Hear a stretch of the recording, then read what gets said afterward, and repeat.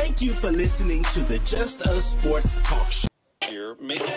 I know you're gonna dig this. They'll go to second and one, and now they try and track it third and tag it out. And second and two, handoff goes to McCaffrey up the middle, finds a little room, lot more room, and he's off to the races. Welcome to the In the Zone Sports Talk Radio Network. You're listening to the Just Us Sports Talk Show with your host, Kate Diggs from Harrisburg, Pennsylvania, the small city with the large heart, and co-host Dana the Hater Clark from St. Petersburg, Florida. Also co-hosting Murray E. Baskerville from Gotta Be More Careful, Baltimore, Maryland. These are your hosts, bringing you the ultimate in sports news for the ultimate sports fan. Be sure to download the Try 99 TV app on any smart device and subscribe to In the Zone Sports Talk Television. The cost is $4.95. Thank you in advance for your support. Now sit back and prepare to get into another episode of the Just Us Sports Talk Show.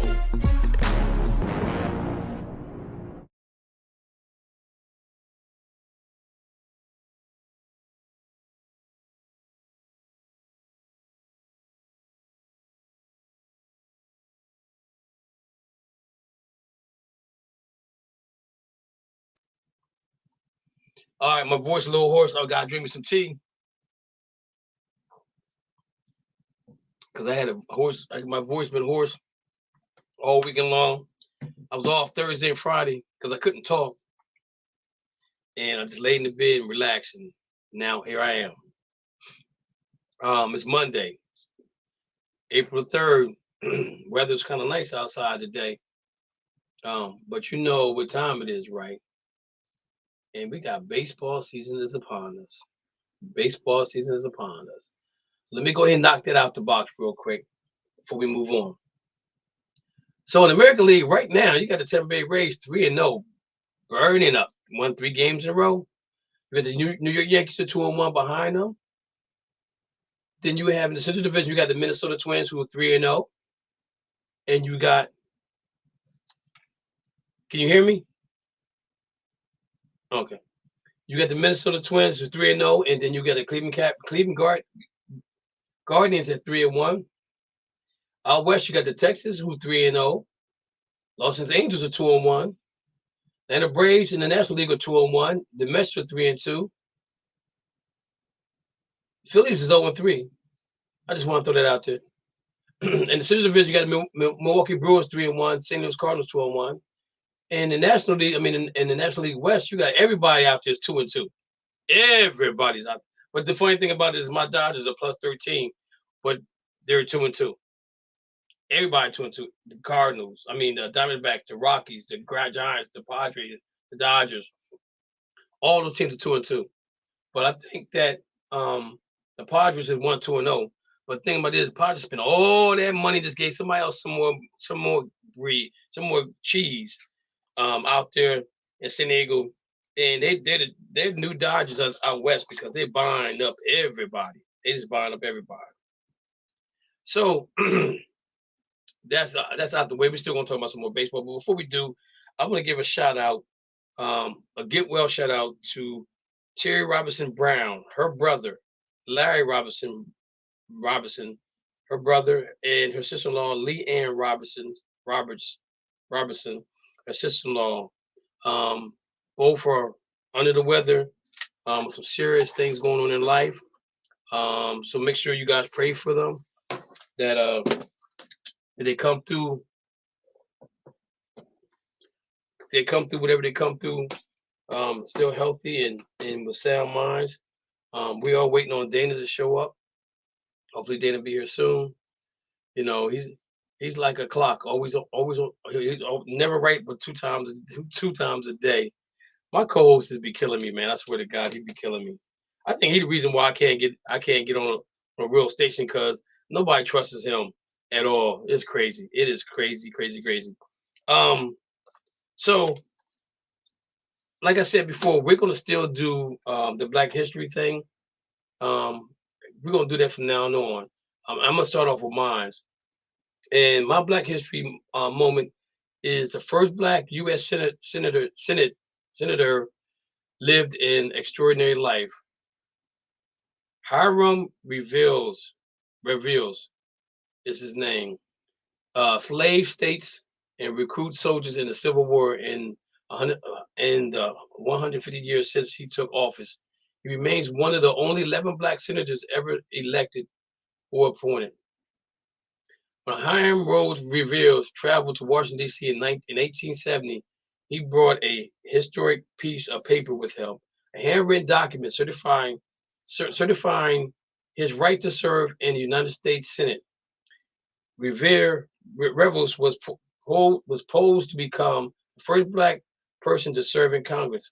But despite his election to the post, the Senate-to-be wasn't welcoming to the legislature. Instead, United States-born politicians faced stifled debates for future colleagues over whether he was a citizen. Revere was born in North Carolina in 1827, the son of free black parents. He was trained as a barber, but later pursued education and a career as a preacher. Ordained in Africa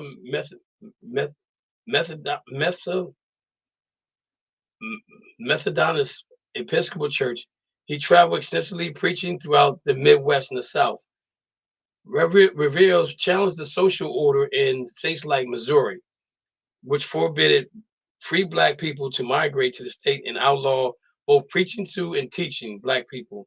Though Revere tried to sidestep the law by avoiding sermons that he might instigate rebel, he supposed reason behind the forbidding free black people from moving to Missouri. He was imprisoned for preaching in 1854 and left Missouri soon after. During the Civil War, Revere recruited black soldiers for the Union Army and served as a chaplain. After he found schools and even protested segregation when his family was assigned seats in a smoking car of a train, despite paying for the first-class seat, after he protested, they took their place in the first-class car.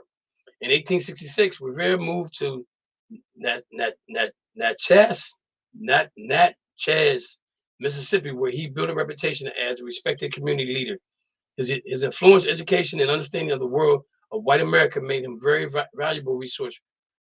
Writer said Julius E. Thompson.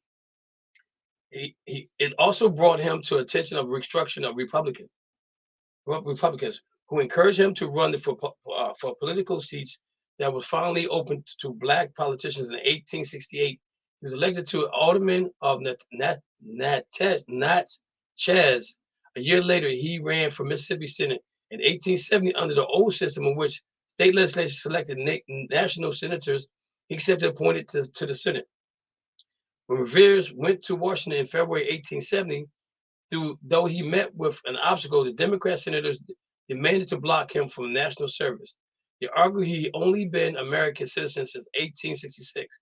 But the Supreme Court overturned the Dred Scott decision, which had claimed African Americans were not U.S. citizens. Revere only admitted to the Senate after lengthy and passionate debate. Revere showed no embarrassment whatsoever, reported the New York Times that he demeanor and dignified and could also expect under circumstances. Revere, what was that? Oh, when the Senate Revere fought was reinstated black legislation who had been pushed out of office in Georgia and opposed segregation schools in the District of Columbia. But despite his historic role, Revere had been citizenized for doing little to help black Americans and was supporting amnesty for former Confederate slaveholders. During his Senate service, where his brief Senate term expired, he returned to Mississippi to March of 1871. As a historian, Eric Forner told the Washington Post, Steve Hendricks, it was a pivotal moment in American history, even though it was a short overthrow. There was other restrictions era black senators from Mississippi, Blanche Bruce, after he left the Senate in 1881. Mississippi passed laws, part of a wave of new Jim Crow law, blocking black people from political participation. Revere and Bruce are still the only two black senators from Mississippi. 100 years and 50 years after Revere's groundbreaking accomplishment, only 10 other Americans people have ever been elected appointed to the U.S. Senate, including most recently Raphael Warnock of Georgia. That's my Black History moment. The picture of him they have up there. He doesn't look like he could be. He doesn't look like he could portray himself as being a white person. He doesn't have that. He doesn't have that color skin, and even with the texture of his hair, you know that he's black. So it's weird that when I read this, I kind of knew that the Republicans were for the blacks back in that during that time frame. If anybody don't know, the Republicans was for the blacks until the Depression because they felt that the Depression could take care of itself, and so the blacks didn't need no help. But then what happened is the Democrats started helping all the blacks in the Depression, and that's how blacks kind of swayed themselves to go to become more Democrats than Republicans. But at the very beginning, Republicans basically was running in a lot of you had a lot of black African Americans running for Senate offices for the Republican side of the House. So that's my Black History moment. Mo, what you got for it? All right. So instead of doing a person, I decided to do the Cleveland Summit. So the Cleveland Summit, if people don't know about it, is the historical picture where you have Muhammad Ali, Jim Brown, Bill Russell, and also Lou Alcindor, later known as Muhammad Ali, sitting there June 4th, 1967, in Cleveland, Ohio. Yes, I know you love Cleveland, but I'll give it a pass this time. Because what had happened was, if people don't remember, Muhammad Ali had decided that he was not going to go into the draft. And they had stripped him of his right to box. They had stripped him of, they were going to put him in jail. And what happened was Bob Arum, most people know him now, the leader of Top Rank. He was actually a promoter at that time period. He owned Main Bout, which was a way for people to actually make money by boxing. And Muhammad Ali was one of his fighters that he worked with. And he actually got him a deal where he could actually go and just actually be in fatigues and actually box in front of the military men to actually give them a little bit more morale. And that's what they had worked out with him, instead of him not going to the Vietnam War to do that, and then he wouldn't have been stripped. But Muhammad Ali was so against this that he was just like, no, I'm not going to do it. So all these great men came. Most of the men that were actually there, they were actually part of the military as well.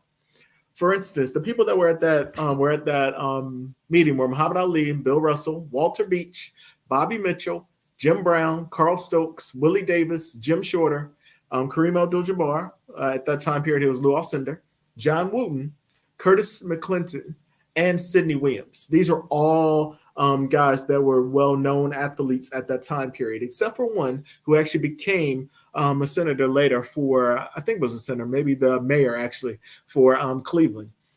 Because they all wanted to sit down and really talk about all the opportunities that Muhammad Ali was actually going to lose, and making this a great opportunity for all the other people that were there as well, because this was all about black athletes. But what most people don't know about this is Bob Arum was actually in cahoots with a couple of the men there, because they actually owned Main Bout. And by Muhammad Ali doing this, they were actually going to make money off of this. So they brought him in, trying to get him to convince him to actually do it, because they were going to make money off of it. The other athletes didn't know about it at that time period either, but it was all about making sure that everybody had an opportunity to really talk to him about the military or try and convince him to actually go. And by the time that they actually finished, Muhammad Ali was like, no, I'm not going to go. This isn't about me. This is about a war that is being fought for the United States, where we're not even free here in the United States. So when they actually came out, everybody had a united front behind Muhammad, because he actually talked to each one of them and was cracking jokes like Muhammad Ali can do. But he actually got them to see his side of it, that he stood for religious freedom. They were also worried about the Nation of Islam at that time period, where Elijah Muhammad's son was actually on this a part owner of Main Bout as well. So with this, it just really gave me an insight behind it that I had never seen before. I've always seen the picture of the four great athletes sitting there supporting Muhammad Ali, but never knew the real behind it, where it was all about making money. So when you ever think it's a black and white issue, there's always going to be some green somewhere behind it. So, but the whole thing about this is it just shows you that the power of black athletes, because Muhammad Ali obviously did not do as much time as he should have. He also got to box again. But the whole thing about it was everybody felt he was anti-war, where he was just actually standing up for his rights, which is something that a black man at that time period really didn't have. And That's where we are today because of people like Muhammad Ali, Jim Brown, Lou Alcindor, now Kareem Abdul-Jabbar, and Bill Russell. So before you judge athletes on what they're doing, especially when it comes to Jaylen Brown, especially when it comes to LeBron right now, look and see. They're not going to just shut up and dribble anymore because it's bigger than that. So that's my Black History moment of the day. All right. So we were going to talk about some baseball, but do we really want to talk about baseball right now? Or do we want to talk about Miss Caitlin? And her waving people off and she doing all this. Do we really want to talk about baseball? We need to talk about baseball so we can get out the way. And we get to Caitlin, we get to Caitlin. So guys, baseball season has already started. And right now for the 2023 MLB World Series odds, they have the Houston Astros plus 600. They got the New York Yankees second plus 600. They got the New York Mets plus 600. They got the Los Angeles Dodgers plus 700. They got the Atlanta Braves plus 900 and San Diego Padres plus 900. So now I'm a little skeptical about this plus and minus here. For the simple fact that the Padres has became the Dodgers out west with the money that they're spending. We're gonna talk about that as well. Phillies spent some money too. And Phillies will be the third. They will be the fourth team in the National League. And it's wild because you got all these teams from the National League that's right there, and then you got 2 teams from the National. You got 2 teams from American League, and you got like 4 teams from the National League, and then all of a sudden here comes Toronto Blue Jays at 1,300, or plus 1,300. Seattle Mariners 1,300 plus. Tampa Bay Rays 2,200 plus. You know, so it goes down the line.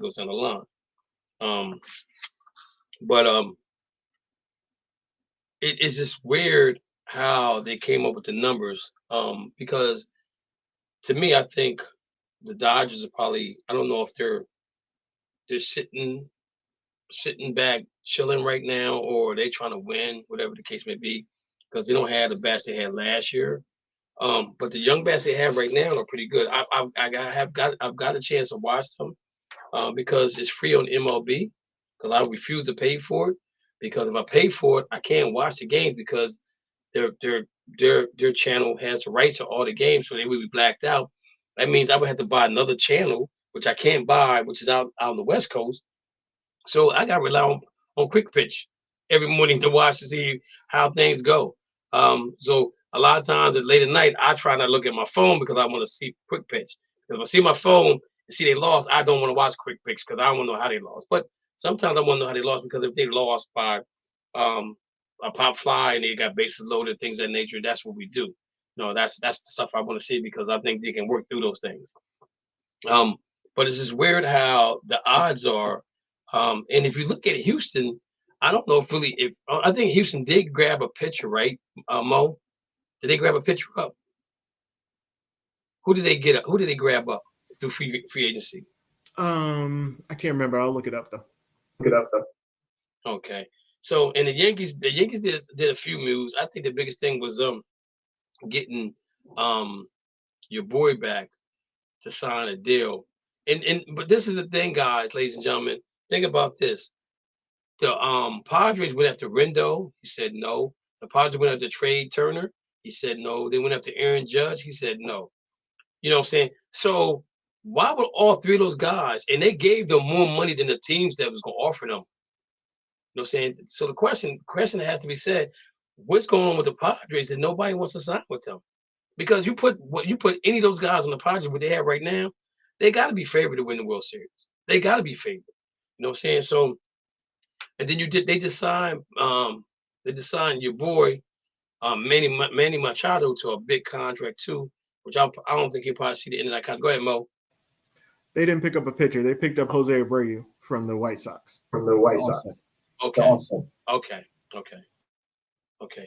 And I think maybe they don't trust Tatis too. You know what I'm saying? He's that wild thing. He reminds me of Puig. Them guys, they live on the edge. But this is going to be, I think this is probably going to be one of the best baseball season, MLB seasons you're going to see in a while. Hey Mo, have you watched any games? And if you did, how you like that pitch count thing? Oh, dog, you know I'm watching my game. 2 shutouts already this year, so I'm enjoying it. It was funny because a couple of times the pitcher's about to deliver, and the umpire's like, "Oh," I'm thinking they're calling the guy saying that it's a timeout, but no, it's actually been a pitch where they took too long. So you're seeing people actually trying fake injuries. You're talking about they can't hear the pitch thing in there, trying to get more time now because they're not used to it.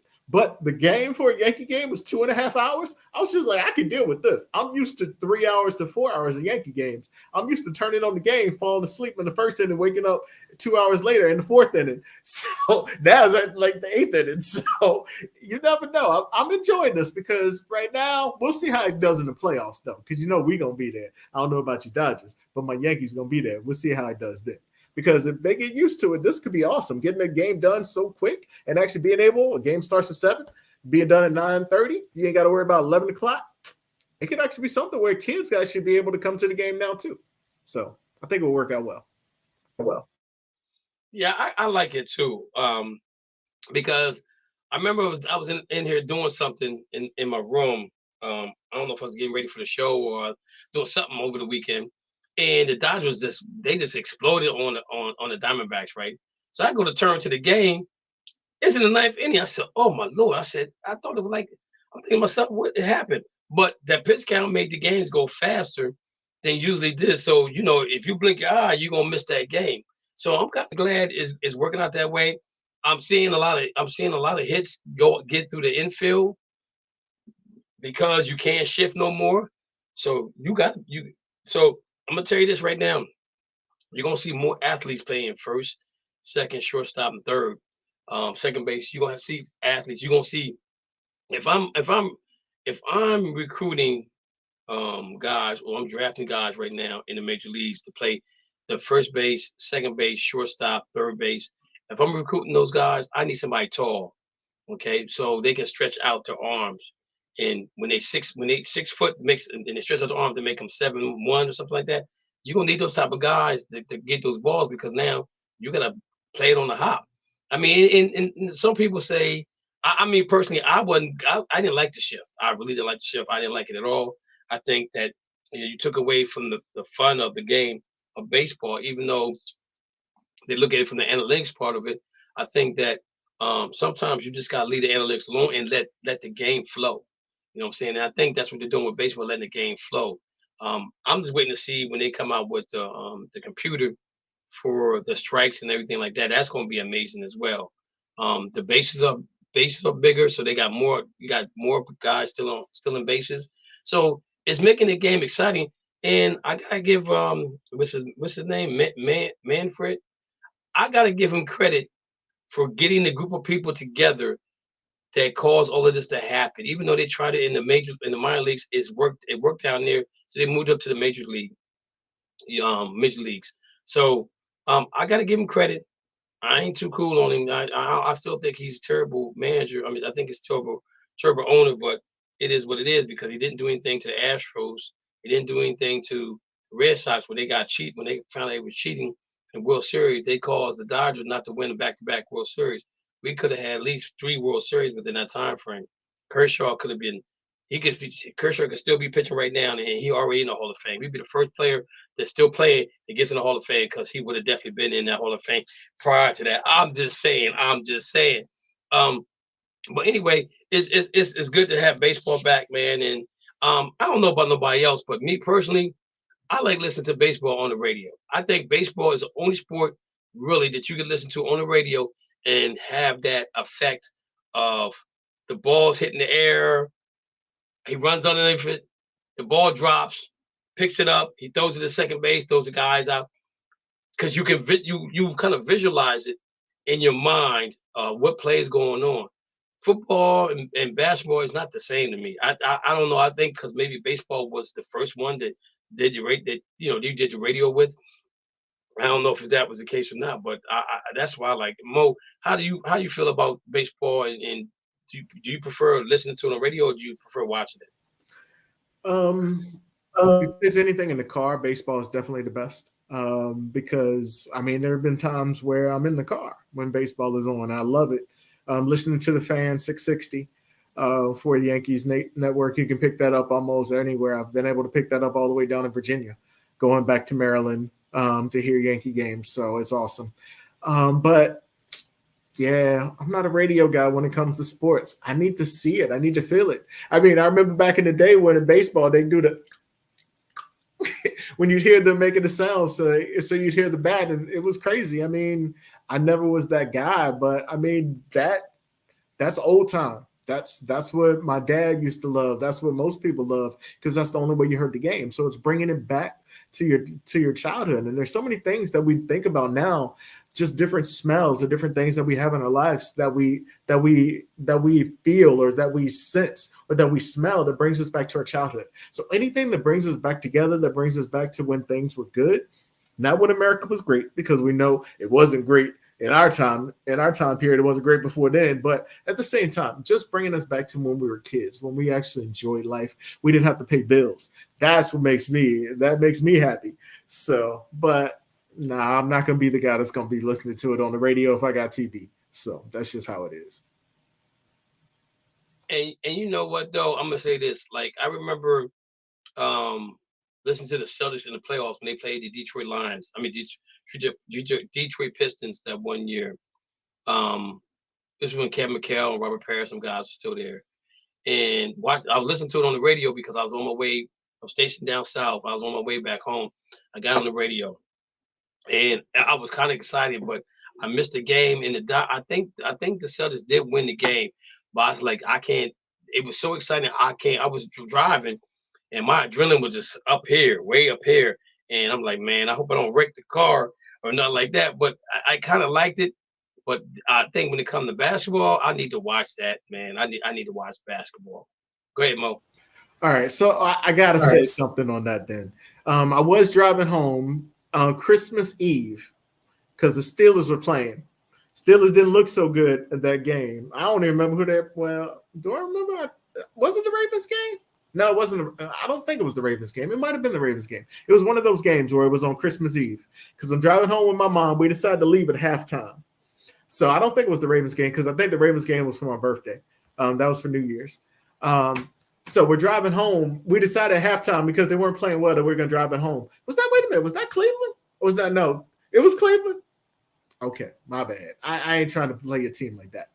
But we're driving home and I was, first of all, it was at halftime and I was just like, we're not going to get home until like 1 o'clock and we stay for the whole game. So we'll leave now. So we left at halftime. It was like 9 or whatever. And it still said we're going to probably take 4 hours to get there.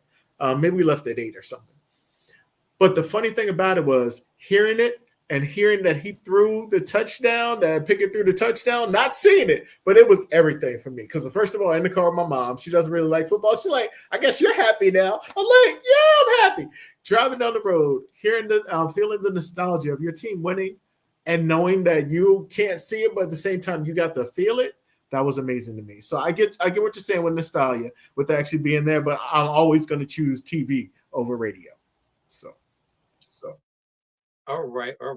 So let's do this real quick on baseball. So that's the money that they're spending on baseball. I mean, they got the Brinks truck out here for baseball. This don't even make no sense. The top 10 highest paid players in the Major League Baseball 2023 season. You got 2 Mets, 2 Yankees, 2 Angels, 1 Ranger, 1 Cardinals, and 1 Nationals. You notice ain't no Dodgers in there.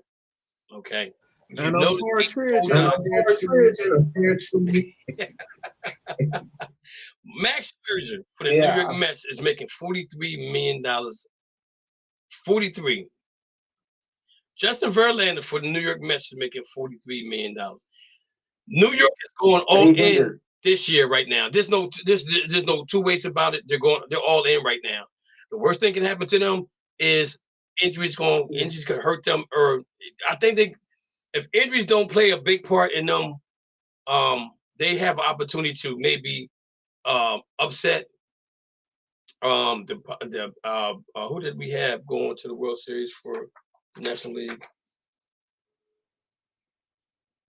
Oh, so they got the Mets first. So The only thing can stop the Mets is the Mets itself. I think if they get injuries, that's going to be a problem for them. But you know, with 180 some games, somebody's going to get hurt. It just depends on the time frame they get hurt and who gets hot, who gets cold. Next up, you got Anthony Rendon. No, I'm sorry, you got Aaron Judge. Aaron Judge with $40 million. Okay, with the New York Yankees. You got Anthony Rendon with the Los Angeles Angels at $38 million. And again, I think that the Angels are probably all in right now because they know that Shotani is going across the street. He ain't going far. He just going across the street. He ain't got to change the zip code, but he going across the street. He ain't got to move nothing because he going right across the street. He going to New York. He going to New York. He ain't got to do nothing. As Bernie Mac say, he ain't got to do nothing. He ain't got to do nothing. He's gonna go cross country for that milk and cookies. He said, I love LA. He said, I can get the milk and cookies in LA. That's what he said. Next up, you got Mr. Cole from the New York Yankees making $36 million. Corey Seager for the Texas Rangers making $35 million. Nolan Rando, St. Louis Cardinals making $35. You got Strawbridge for the Washington Nationals making $35. And you got Lindor for the New York Mets making $34. So you got the Mets got three. Mets got three guys in the top 10 of paying right now. So if you're a Mets fan, hold on. Because if it don't happen this year, it ain't gonna happen because man, they spending money. They BRINKS trucks. And I'm gonna say this to you: if you got a child that plays sports, if you don't get him into baseball, it ain't my fault. That's all I'm gonna say. Baseball players get paid. They don't get hit in the head. Their body lasts longer. They don't get hit in the head. They don't get good. Yeah, not much. Like football. Not much. Not football players. They don't get hit like football players. You're right. Not every play. Not every play. Yeah. So you live a little bit longer. Like, you know, Henderson. What's his first name? They played with the Oakland A's. Ricky Henderson. Ain't nobody hear nothing about him. But he's probably living all right. You know what I'm saying? He ain't got no concussions. He probably still in shape. He probably go out there and steal a couple of bases for Oakland because they gonna probably need him down the line. Go ahead, Mo. All we gotta say is Cecil Fielder, 300 pounds, can play baseball. I ain't saying you gotta run. You be an offensive lineman and run, but he didn't look like he can run. He still made a lot of money. So that's the only sport outside of golf that you could be out of shape and still make a good living in. And we got to talk about Bobby Bonilla. We're gonna bring him up. Dude's still being paid what, 2044? Well, I think same thing with Ken Griffey Jr. I think he's still getting paid too. He's still getting paid from the Reds. Listen, people, get your child in baseball. I'm telling you, you get paid. You can get paid for the rest of your life. I'm telling you right now. Bobby Bonilla, he's been out of baseball for what, since 2000 and what? 2, 3, 4, 5, 6, 7? I think 6. He's still making money from the Mets. He's still making money from the Mets. And look what the Mets is giving out right now. Right? So now let's look at the highest paid MLB player by position in 2023. You had TJ Realmuto from the Philadelphia Phillies making $23 million. You got Perez from Kansas City Royals making $20 million. You got Grandal. I'm surprised Grandal's making this kind of money because he was with y'all, right? And he got traded to the Dodgers, right? Was he with y'all, or was he with the White Sox? I can't remember. You talking about Carlos Rodon? No, Yasmin Grandal. Grandal. He was playing for the White Sox. Oh, so he ended up going back to the White Sox. 18-2. Yeah. Willis Contreras, St. Louis Cardinals, 18. Sean Murray, Atlanta Braves, $12 million. That's the highest. That's the highest paid catchers. Baseball, and first baseman, you got Freddie Freeman of Dodgers, 27 million. Paul Goldschmidt, St. Louis Cardinals, 26 million. Joey Votto for the Reds, who was a Dodger, 22 million.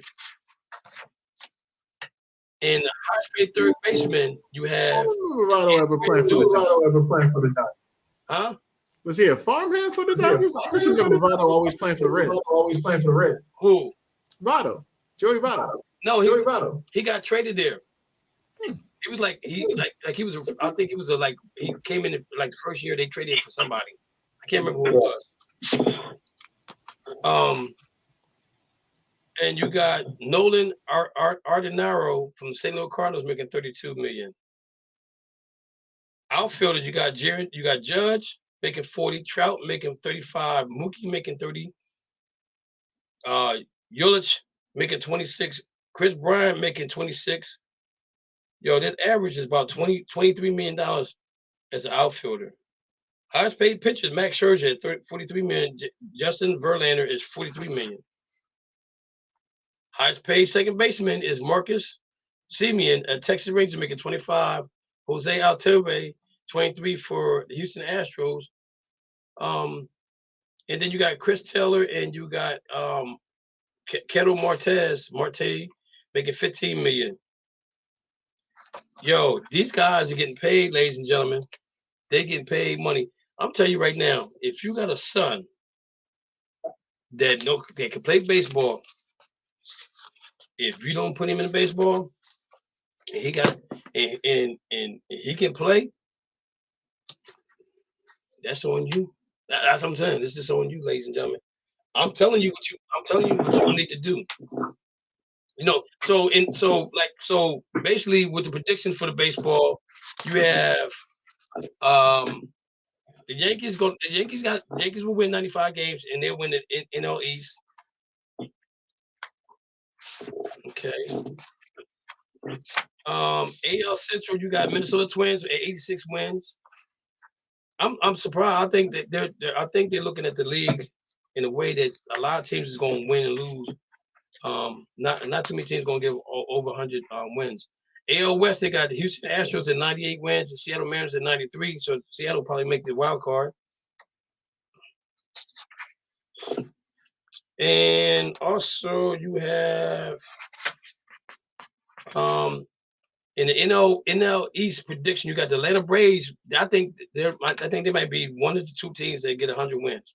They say the Atlanta Braves going outlast the Mets with 100 wins. The Mets coming with 93, and the Phillies coming with 88 wins. That may put it in the wild card again. That might happen. NL Central prediction, you got the St. Louis Cardinals at 90 wins, the Brewers at 88 wins, the Cubs at 80 wins. Out west, you got the Padres at 90. Padres at now this is what they're saying. The Padres at 90, 92, the Dodgers at 88, 94, and the Diamondbacks at 78 and 84. So they're saying a losing record is going to get into the playoffs. The Dodgers probably won't make the playoffs. If that's the case, they won't get a wild card. They won't get a wild card. So if you guys want to look up any more information about this, just go to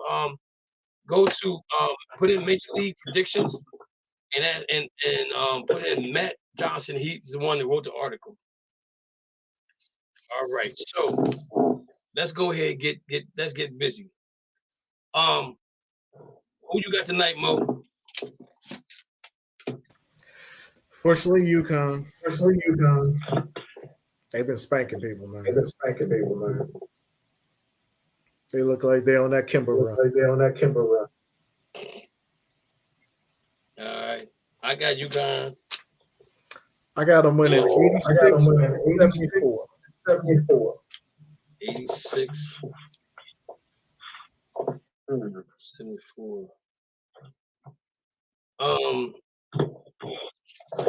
If I had to pick a number,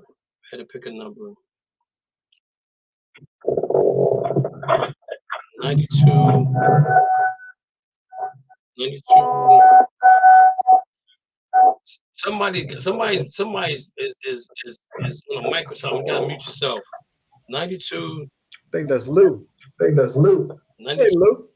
Hey, Lou. 80. I think I'm gonna go 92-80. I think it's gonna be a high scoring game because UConn got shooters. Now, the thing about it is, if UConn wins, does Bob Hurley? I mean, is it Bob Hurley? Bob Hurley, right? He's a coach, right? Isn't it Dan? Dan Hurley. Does he stay or go? That's the question. Where can he go? What's bigger than UConn? Kentucky. Kentucky. You got North Carolina.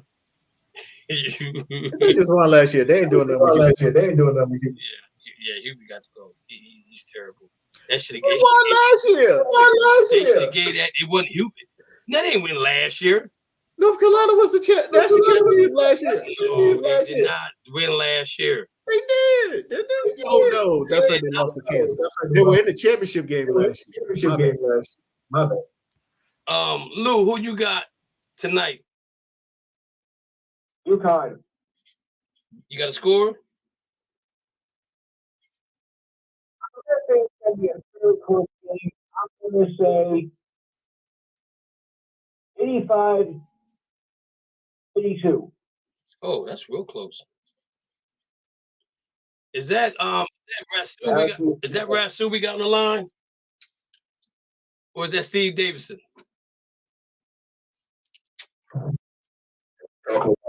Coach Gray. Oh, Coach Gray, what's going on? How you doing, brother? Well, how you guys doing? We're doing good. Real quick, can you give me a prediction for the night? I do work hot, brother. San Diego. To lose. I'm going to say a squeaker. 63-65. Ooh. 63-65. You can't score. You can't win. Yeah, that's true. I'm a big believer in defense. I don't care what nobody say. And they don't have to come with the D. They come with the D. It won't matter. Yeah, exactly. Somebody got to play some defense. So let's talk about Miss Caitlin. Yesterday, she and I'm gonna say this right here. People gonna get mad at me when I say this, but why is it when? No, I'll tell you what I'm gonna do. I'm not gonna say it. I'm gonna let Stephen A say it. I'm gonna let y'all listen to what Stephen A had to say.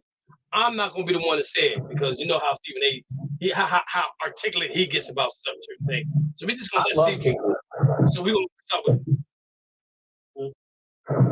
Okay. On this show, I think she's spectacular. I'm the one that's. Ladies and gentlemen, I love Caitlin Clark. She's been a guest on this show. I think she's spectacular. I'm the one that's been calling her the Steph Curry of women's basketball, and she has done nothing to push that back. I mean, this young lady is spectacular. She's been great for women's basketball overall, not just college basketball, but women's basketball. I think she has the potential, when all is said and done, to be arguably the greatest ever, because when you have that kind of range and that kind of handle, and you can pull up from the parking lot like Steph Curry, for crying out loud, I think that's something that you can transition to the next level, and it's going to be spectacular to see, and I can't wait to see it. But here's the reality of the situation.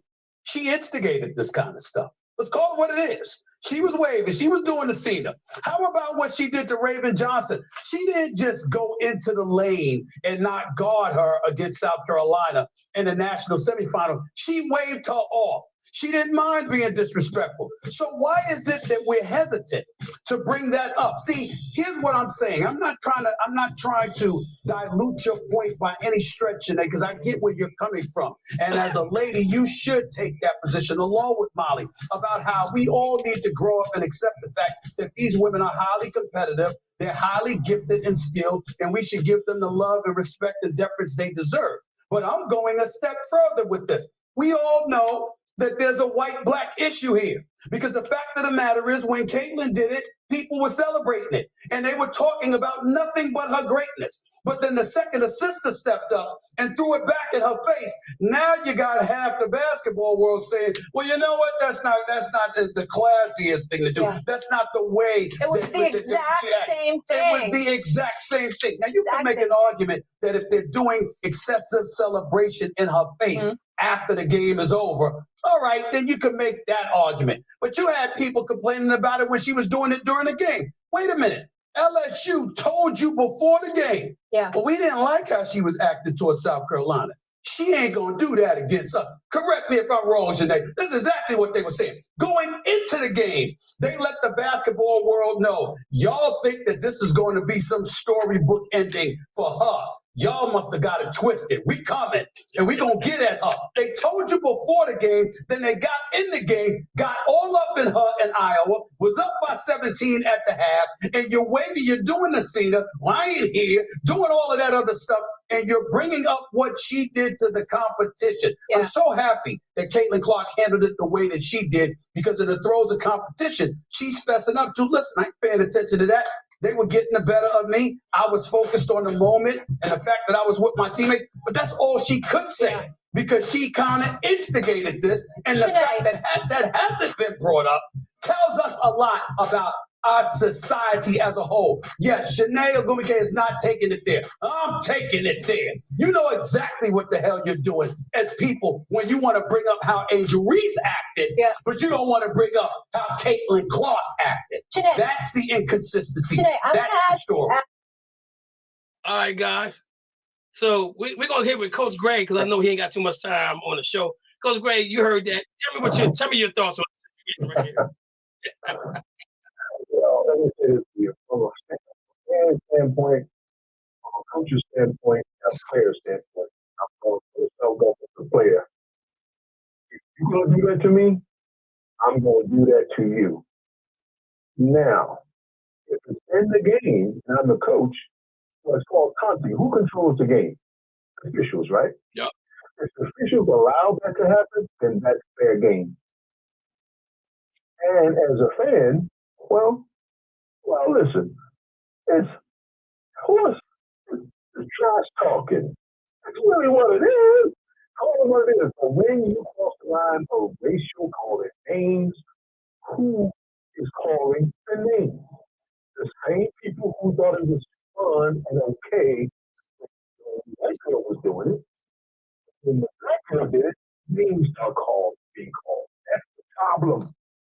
Let these athletes be athletes. Let these players be players. And all the spectators who wish they were on that level, shut the hell up. All right. That's what we're talking about. Tell us how you really feel. Right? Tell us how you really feel. That's how I feel. Because trash talking is part of the game. Always been. And if you're going to do it to one, expect it when it's done to you. Mm-hmm. That's it. Mm-hmm. Lou, what's your take on this? What happens is, go ahead, Coach Gray. Yeah, well, the media gets in a place where it's not needed. Leave it up to me to cause controversy. That's what I got to say about that. Lou, what's your thoughts on what Caitlin did? Oh boy, just off. Some people want to learn. Just getting more stupid, with more stupidity every year, and it really was a lot for the fans. Okay, Mo, you want to go next, or can I go next? It's up to you, my brother. Okay, so let me go next. Being a coach, being a fan, and being a basketball player, this is no lie. I'm gonna tell you this. Every time I went on the basketball court against somebody, and when coach said, that's your man you watching. Cause we didn't play no zone. We didn't play no zone. We might have pressed zone, but we was always man to man. I went over to the guy, I didn't know him. I said, yo, you're gonna be in for a hell of a night tonight, buddy. That's all I got to tell you. That's all I got to look here. That's all I got to tell you. And you know what it did? Mentally, it messed with his mind, because now he worried about what I'm going to do. He can't concentrate on the basketball game, right? So I get all of that. Now, I'm going to say this. I wasn't a player that would have did the hand signal thing. I wouldn't have did none of that. You know what I'm saying? Because I let my game do the talking, because I love playing defense. I love defense. And my defense would have did enough talking that the player against me wouldn't have had nothing to say but good game. You play great defense. I got that point. As a coach, I'm going to say to you, listen, When the game's at double zeros, at 4 zeros, then you can taunt all you want. You can say whatever you want to say. Make sure you shake their hands, and you can whisper a little something in their ear, something like, "I'll see you next year, maybe, or not. But we got the ring." Right. That's me. That as a coach, that's what I'm good. I don't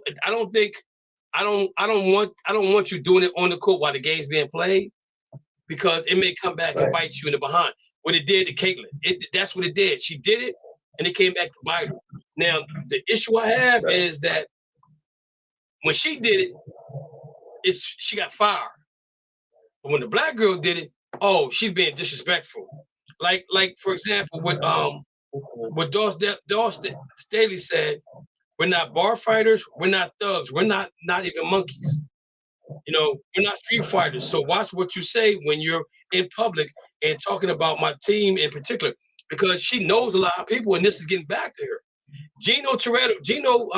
Ariana said something about that. You know what I'm saying? And my thing is, when Connecticut was on top of the world, he wasn't bullying nobody. He wasn't trash talking nobody. Them girls, that's what I love about girls basketball, because they take it way more personal than the men do. And that's what I love that about them. They take it to heart. Like, you don't have men out there crying when they lose games like the girls do. When the girls lose, they cry. You can see all in their face. When they foul out, you see them cry. You don't really see that from guys. You know what I'm saying? So they take this really, really personal. Now, what's going to end up being funny is that Caitlin might end up, when she gets to the WNBA, she may end up going to play with one of them girls that she did that. They did that to her. They ain't gonna look at it personally like, yo, we got you. Mo, what's your thoughts? So I'm gonna take it on a totally different level than you guys have. I'm gonna take it to the male-female level, because I actually heard this of a couple of women talking about this. We talk about Draymond and going at Dylan Brooks. We talk about Kevin Durant talking trash all the time, but when a woman does it, we got a problem. I don't have a problem with either one of them, because it's all about competition, and it's in sports. This was the first time that we can actually talk about equality in sports, not talking about money, not talking about the game, not talking about above and below the rim, because you always like to talk about that the women's game is more fundamentally sound than the men's game. This was about competition, and it showed yesterday that the women were about that life. They wanted to win that championship, and they were going to do it by any means necessary. Just hearing the girl that was a senior, the one with the big blonde fro, talking about, I was feeling myself out there on the court. That's what you want to hear. You want to hear people that are excited about this, man. You don't want to hear a woman talk about, yeah, we played a great game. I'm really so happy that we won a national championship. Then we're going to go home, put on our dresses, put on our heels, and be submissive to a man. I'm tired of that, man. I'm tired of that. It's time for women to get their shine, and I'm so glad that they got their shine. Don't nobody care about the men's game tonight. Everybody talking about Caitlin Clark. My boy and I watching the game. He up there gritty into Caitlin Clark, pulling up at almost halftime. It was amazing. If you're watching the game by yourself, watch the game with a friend, because it's so much better when you're watching the game with a friend. He took my game love to a whole nother level, just doing that, because it's about friendship. It's about camaraderie. That's what the locker room is about. Seeing the girls out there celebrating before the game is over, seeing that joy. That's what we've been missing. Think about COVID years. We missed all of this. Think about how much pent-up frustration people have. This was about fun. We need to get back to fun. We need to stop being about cancel culture. We need to be about fun. And that's what life is supposed to be about. And you know what? I gotta totally agree with you on that. But I kept telling y'all, I'm like, yo, girls basketball is the best basketball to ever watch. I don't care. Even if I'm telling you, I love them girls I had this year, them 7th graders who played like 3 games all year long. But where they started from to where they are now, you know what I'm saying? Where they started from to where they are now, they're head and shoulders above it. They still got to get the basketball IQ, but the physical part of the game, they understand it now. They understand it now. And when that light clicked on for a man, I was happy. I was happier than the fat man in the candy store. No point intended. But I'm just saying though, that right there is the joy of watching girls basketball, because they they had the love for it. And the thing about it is, Caitlin, her NIL deal is probably more than she gonna get when she go to the pros. That's why she's not leaving yet. That's why she's not leaving. She ain't stupid. She ain't dumb. She's like, if I can get $1 million just still playing college, I'm not gonna get that. I might get that with endorsements when I go to the WNBA, but I'm not. So what this did was it jump-started the WNBA to be better than what it is now. It jumped and made the commissioner step back and look and say, yo, we gotta do better. We gotta do better for the WNBA. It's simple as that. We gotta make this game they gotta make this game so exciting that people don't want to miss the game. Go ahead, Mo. I ain't trying to say this is what it's gonna be, but can you see Caitlin Clark versus Angela, or I don't even remember her name. I think it's Angela. Could you see them as another Bird versus Magic? Think about that for a minute. But you know what though? For real, controversy sells. Exactly. That's why people tune in. If you're trying to get the WNBA up there, that's what you got to do. That's what you got to do. It's simple as that. You got to bring some kind of rivalry into the game in order for people to want to love the game of basketball. Because now there are people that go watch the WNBAs, but they don't watch. I mean, I'm a Connecticut Suns fan. I'm not making no effort to go to Connecticut to watch them play. I'm not even making an effort to go see them play down in DC. You know what I'm saying? But if the game got better, it got more competitive, I would have no choice but to go see them play. And I'm telling you right now, everything that they did, they had more fans, they had more sellouts than the boys. Their whole sellout was crazy. And just imagine, like we talked before, if we had the Final Four in a championship game, back-to-back nights in the same place, the money Houston would have made. Yeah. They would have got paid. Bring the Brinks truck in. I'm telling you right now. I'm telling you, this thing would have been so good for NCAA basketball. But I'm saying right now, Caitlin's coming back, and she's coming back for vengeance. Now, LSU said, "Oh, our sister school, South Carolina, we got something for y'all. Don't worry about it, ladies. Don't worry about it. We got something for y'all."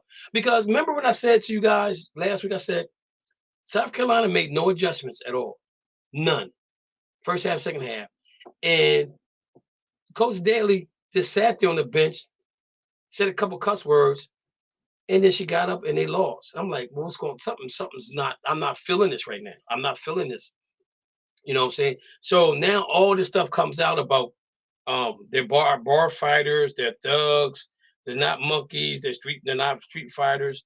All this stuff is coming out now after the fact. But we look at basketball. If you think about what she just said, what was the 1980s about? Being a bar fighter, being a thug. Yeah. I don't know about the monkey part, but being a street fighter. You know what I'm saying? Look at the Detroit Pistons. Look at the Boston Celtics. In the 80s, them guys were rumbling, tumbling. I mean, the Malice in the Palace. Look at that. You know what I'm saying? So exactly. so we're kind of used to it as men, as we watch men's basketball. We're not used to women's basketball being like that, but they got to be like that. They understand why it's so important to have a rivalry team, because what that does, that bring the best out of you. It brings the pure best out of you.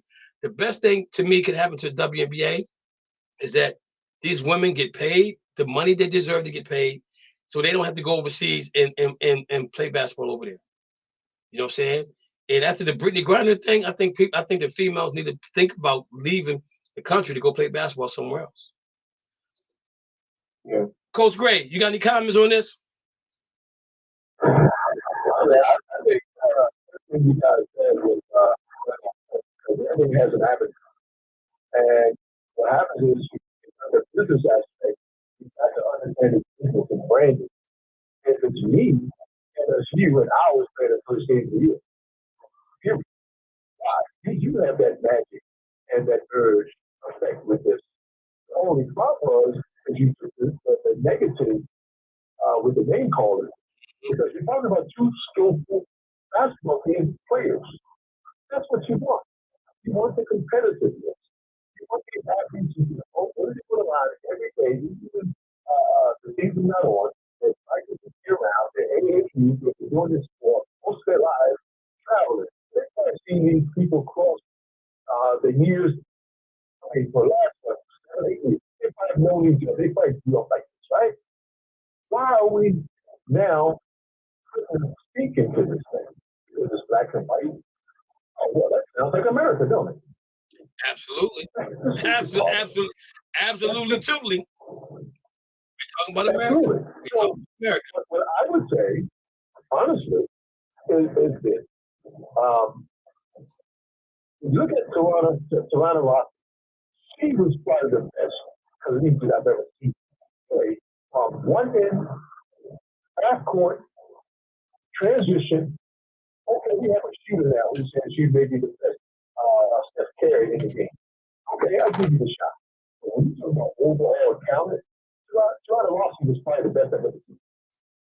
Okay, yes. And like you said, they weren't doing anybody. They were just teaching good basketball. Why can't we get back? By any means necessary.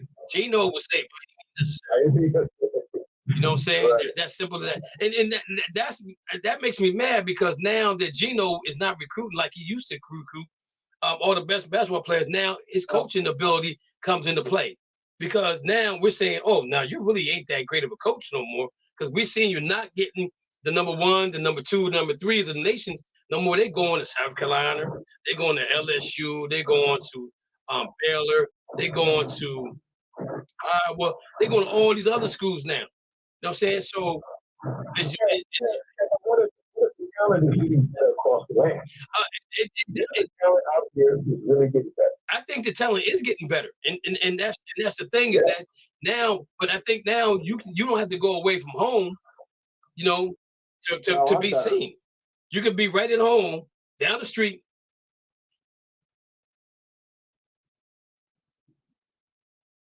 Hey, there might be a trade going on in football with the Carolina Panthers. Carolina got the number 1 pick, right? I got something. No. Oh no, this is a proposed trade. I'm sorry, not. But again, I keep telling y'all guys about how much I'm in love with girls basketball, and now y'all see it for yourself. Man, I'm telling you, I was like a fat kid in the candy store. I could get anything off the shelf that's gonna make me happy because that's the way the game's supposed to be played. That's the way the game's supposed to be played. Still respect your opponent. When you get the better of them, then so be it. My thing is that don't do something that you don't want to get done to you. And if that's the case, then you just got to take you got the tea, you got to take the tea with the sugar or tea without the sugar because it is what it is. But I think the disrespect that we got, I think the disrespect that South Carolina got is the reason why LSU played so hard. Because again, Dawn Staley didn't deserve all that backlash that she got from anybody. And the reason why, to me, is the reason why South Carolina lost is because they had no shooters. They had nobody. They had nobody that could shoot. Their whole game was pack it in, and let's go down low. And then when you go down low and we get some foul, now we wearing them down. Now we got shots contests. You know what I'm saying? Yeah, that's 21 points up as an individual. 41 points is a lot of freaking points. Yes, it is. Okay, and I don't care where it comes from. And if your teammates just happen to put in another 25, right? That's a lot of damn basketball. Yes, it is. Yes, it is. Right. And you can't stop a person that throws the whole plan that you had going into this thing, and you become instead of playing, you become a spectator watching this girl do this thing. Get mesmerized, right? It never happens to them. You're South Carolina. Come on, man. So let me ask you a question. When you watch the game, when they shot a jump shot, how many times that ball touched that rim? I'm telling you, them girls can shoot that basketball. They shoot, man. Look, they Shadal it. I'm telling you, Shadal. It don't even touch the rim. I would love to see. I guarantee you, them girls. I would like to see how many shots that Iowa took that night versus South Carolina. I would let me see the ratio. All I gotta say about that was Iowa killed them running that pick and roll. That was the nastiest pick and roll I've ever seen. That lane was wide open. Because you gotta stay up on Caitlin Clark. Yeah, you definitely do. They had so many layups. Yeah, let's see if I can find it. Coach Gray, I can't find it, but I'll tell you what I'm gonna do is let me write a note to myself. So what you're looking at is a percentage of more going in with retired less shots. I guarantee you, Iowa probably took less shots than South Carolina. Yeah, I think they just made their shots. Yeah, this made it. Yeah. Well, they had to because South Carolina's going to just get the ball on the rim and they get the rebound. Because they had so many seconds. And Big Girl for South Carolina didn't show up either. She had 7 points. And the point guard didn't have no. Yeah, but the thing about it is though, that's why you got a bench. That's why you have a bench. Somebody got big time players make big time plays in big time games. Well, that's the thing about it, though. Cordova did show up, but she didn't show. She showed she can't move. They really took advantage of her in the pick and roll. She could not move and stay with that girl from Iowa, that big girl from Iowa. She was rolling on her. She looked at it like, what is it was crazy. I've never seen an offense. I've never seen this like that. That was amazing.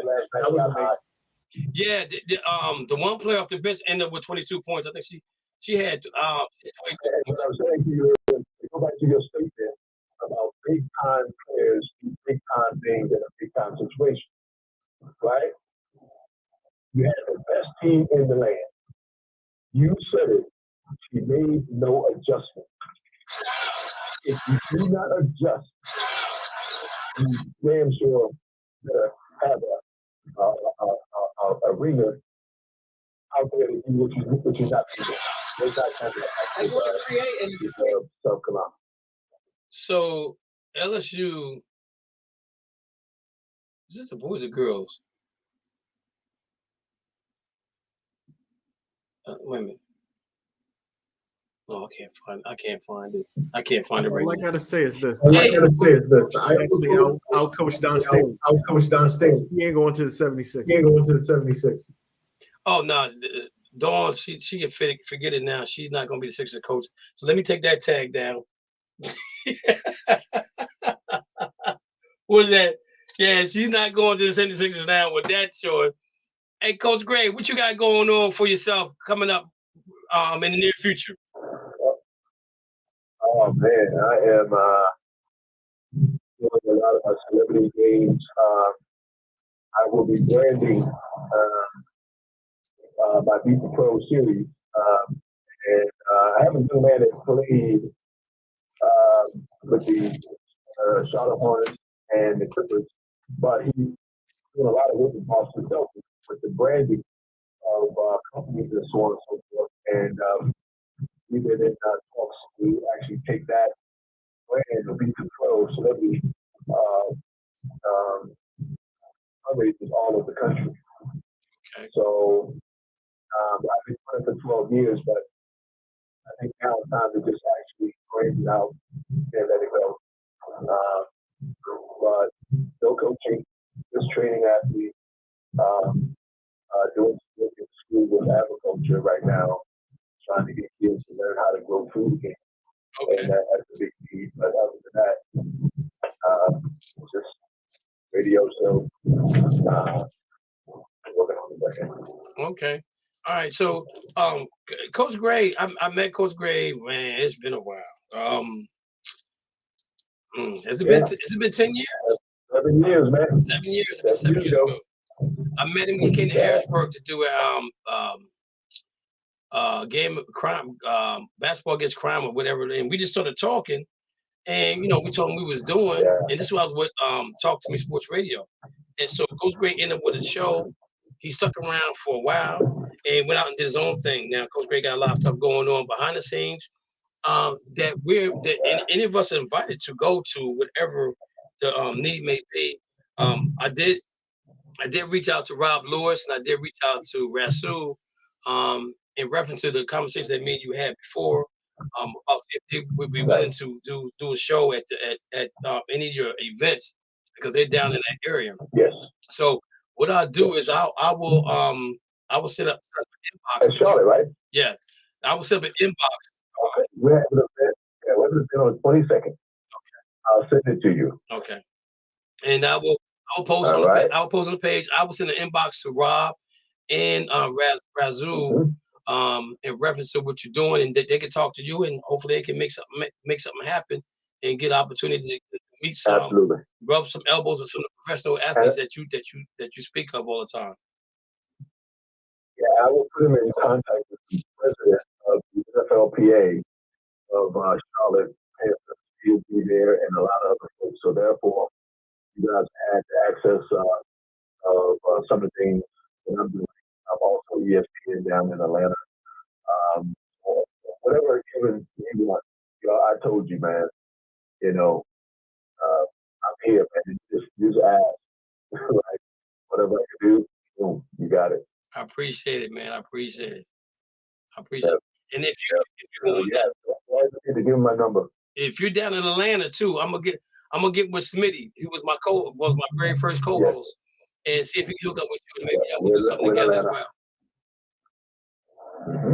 All right. Well, Coach Ray, if you want to stick and stay, you can. But we get ready to talk about Deshaun Watson's contract derailing the Lamar Jackson situation. How I don't understand.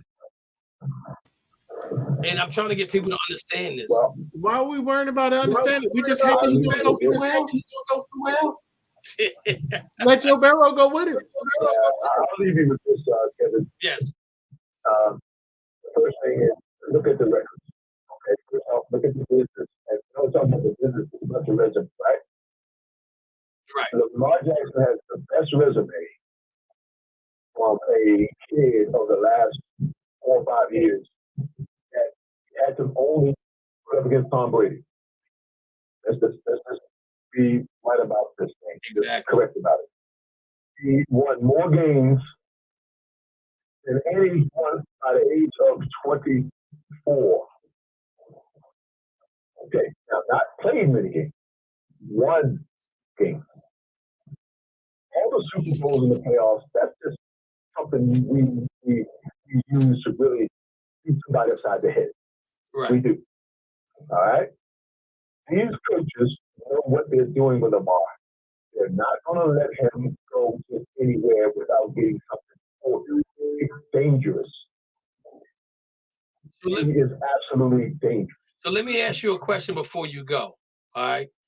Do you think that they're gonna wait till after the draft? Okay, let me say this. Okay, so we and you'll probably be going after this, but the owner from Atlanta, I got something to say to him. He's not gonna like what I gotta say, but I'm gonna say it anyway. But do you see a team like Atlanta, team like the Jets, who else is out there?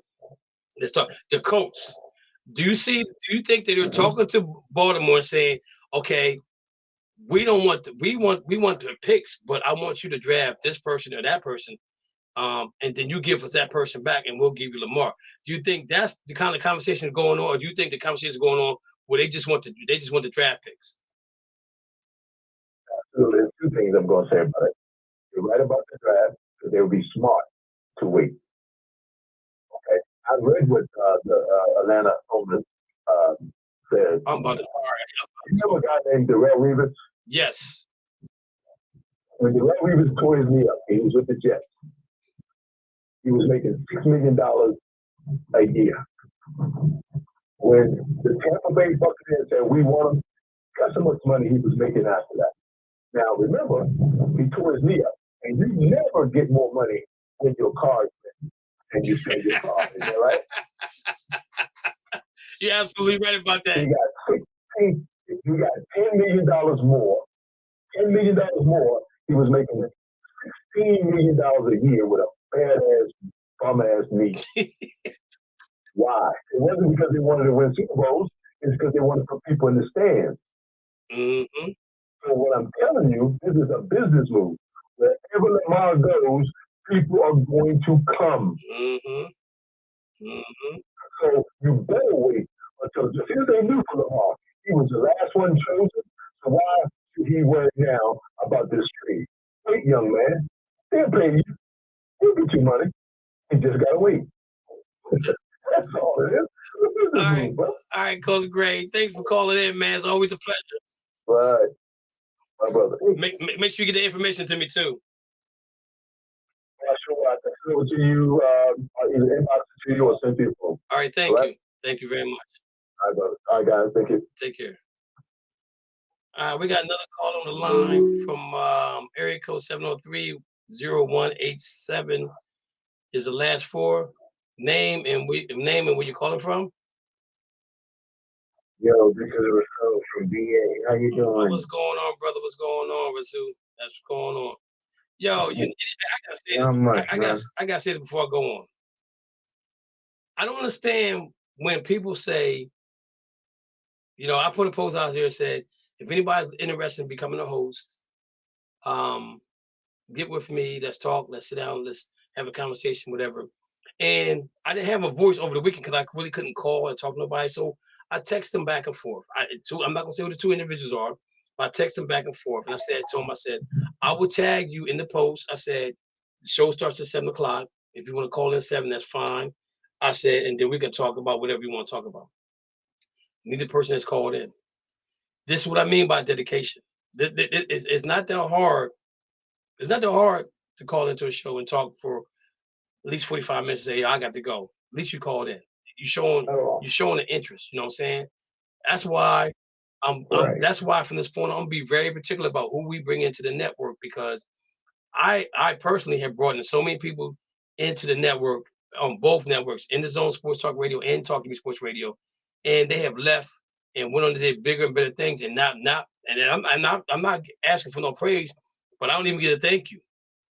You know what I'm saying? I don't get a thank you at all. But that's okay, because God got something. God has something in store for me, and what He has in store for me, we're all gonna celebrate when it comes down. You know what I'm saying? They're gonna be like, "Dang, I should have stuck around. I should have stuck around."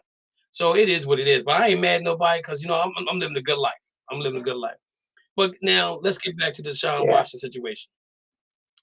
So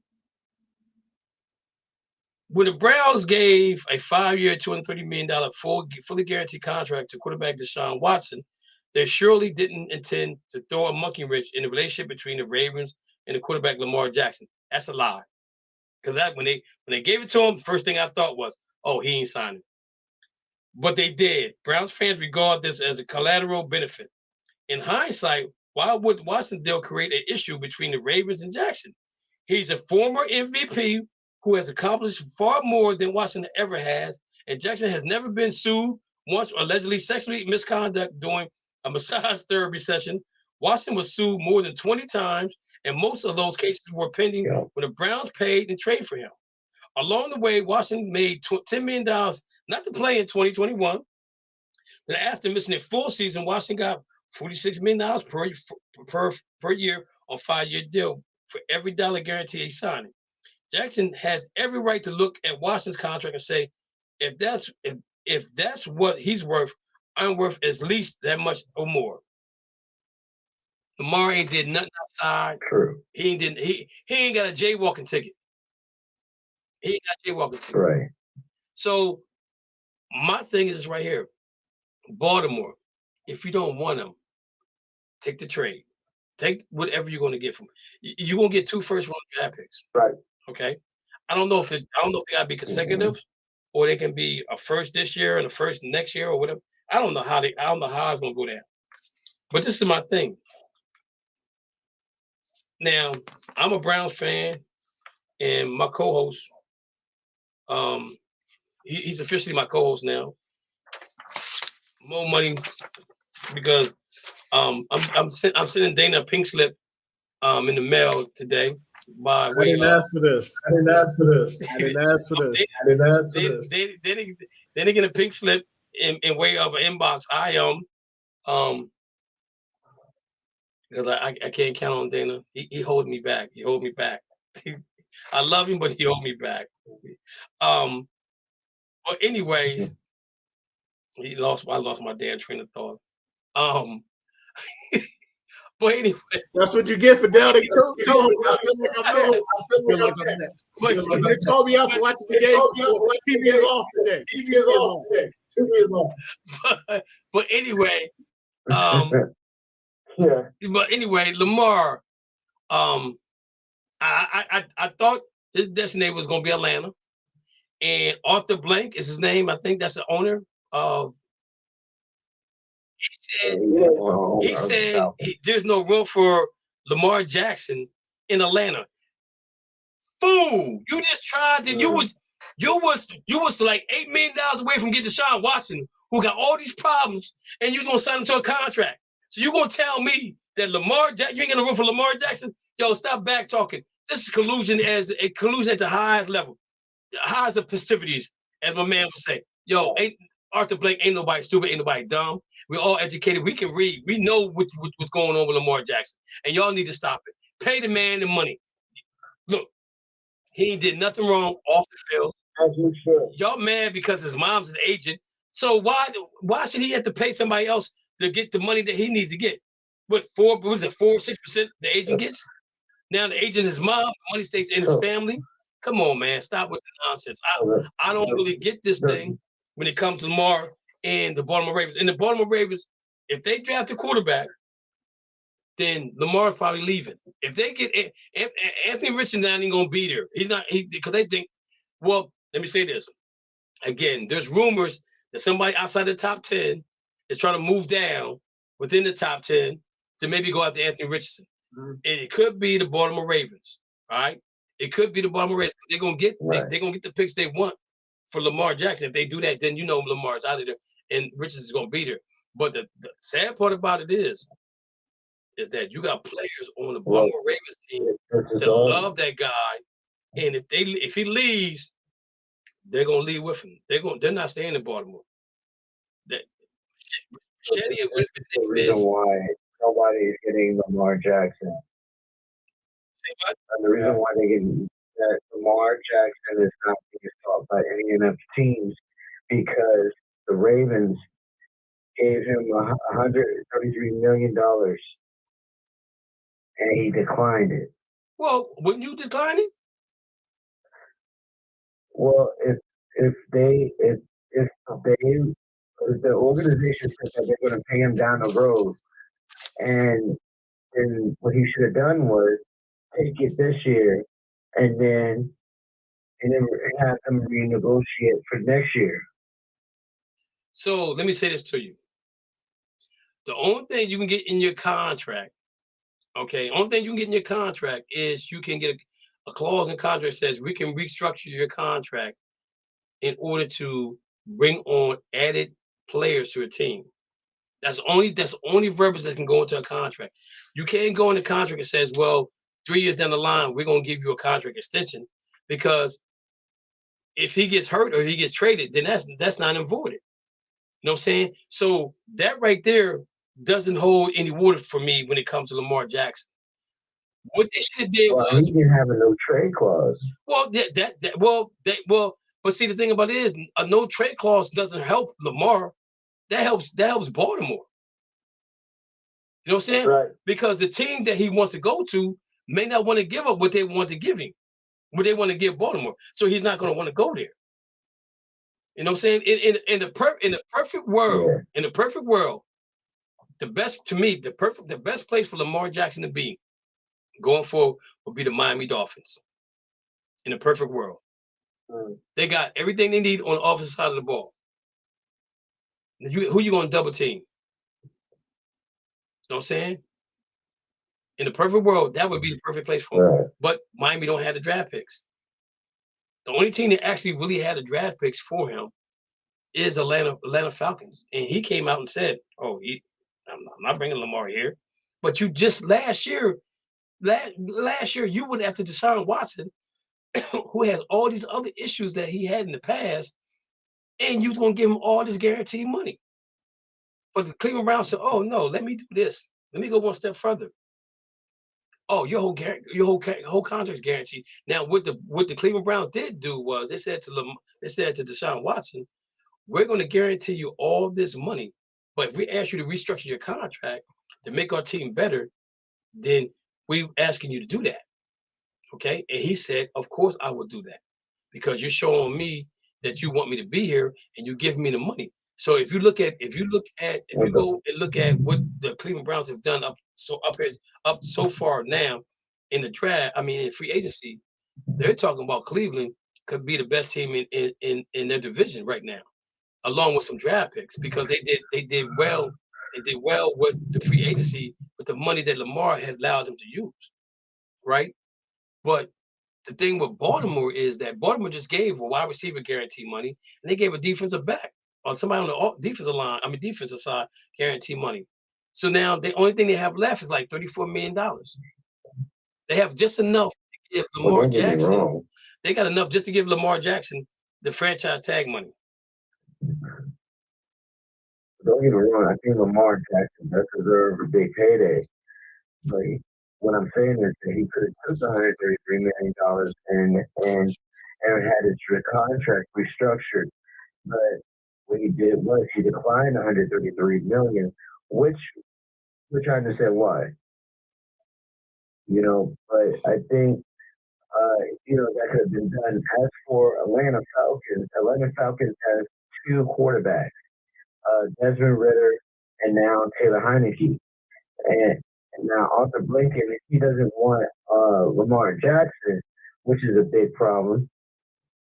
But I think his payday is going to come once another team wants him. And there's still teams out there who want them. Well, the Indianapolis Colts was the only team that came forward, said that we're trying to put a deal together for him to come to the Colts, right? But if he goes to the Colts, now Jacksonville is coming up. You know what I'm saying? Jacksonville is going to be a really good team. Them two will probably be fighting for the division, you know, in per se. I don't see anybody else in that division that's going to be that good. I think Jacksonville could make it to the AFC Championship game if they do it the right way. You know what I'm saying? A really good team. If they could do it the right way. A really good team that could potentially be a good spot for him would be the Tennessee Titans. They ain't got enough money for him. That's the problem. Yeah. They got that big contract they gave to Henry, and they got a contract they gave to Tannehill. So, and you're not going to trade Tannehill for Lamar. Like Minnesota keeps saying, I got a friend of mine in Minnesota. He keeps sending me these articles. It's coming from Minnesota. I'm like, yo, if it coming from ESPN or somewhere like Larry Sports, somewhere like that, then we cool. But I said it's going to be fan driven if it comes from Minnesota anyway. But what is Minnesota going to give Baltimore that they need? Kirk Cousins? No, that's not happening. That's not going to happen. There. You know what I'm saying? So in essence, like I said, I think, and Mo probably would agree with me, the only team that actually came out and said, yo, we're interested in him really is the Colts. What Arthur Blank said made no damn sense at all, because just last year you tried to go after Deshaun Watson.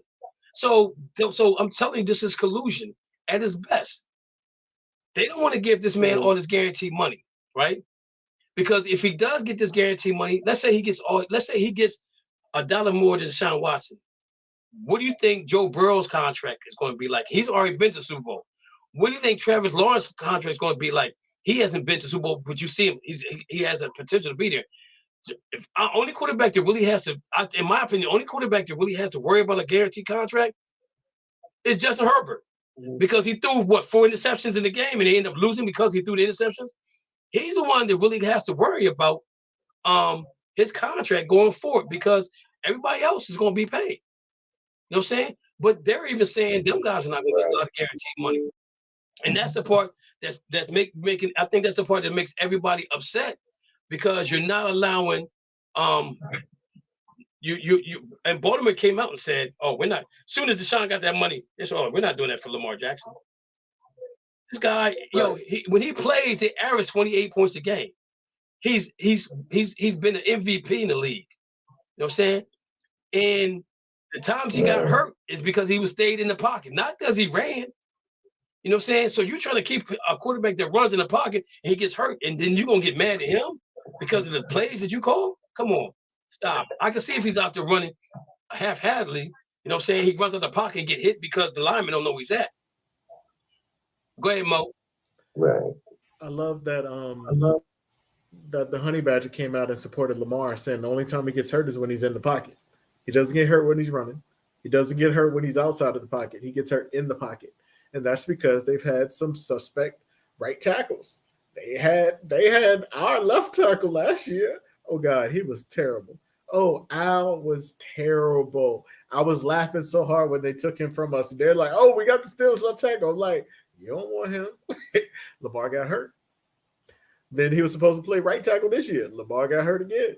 All I got to say is this, man.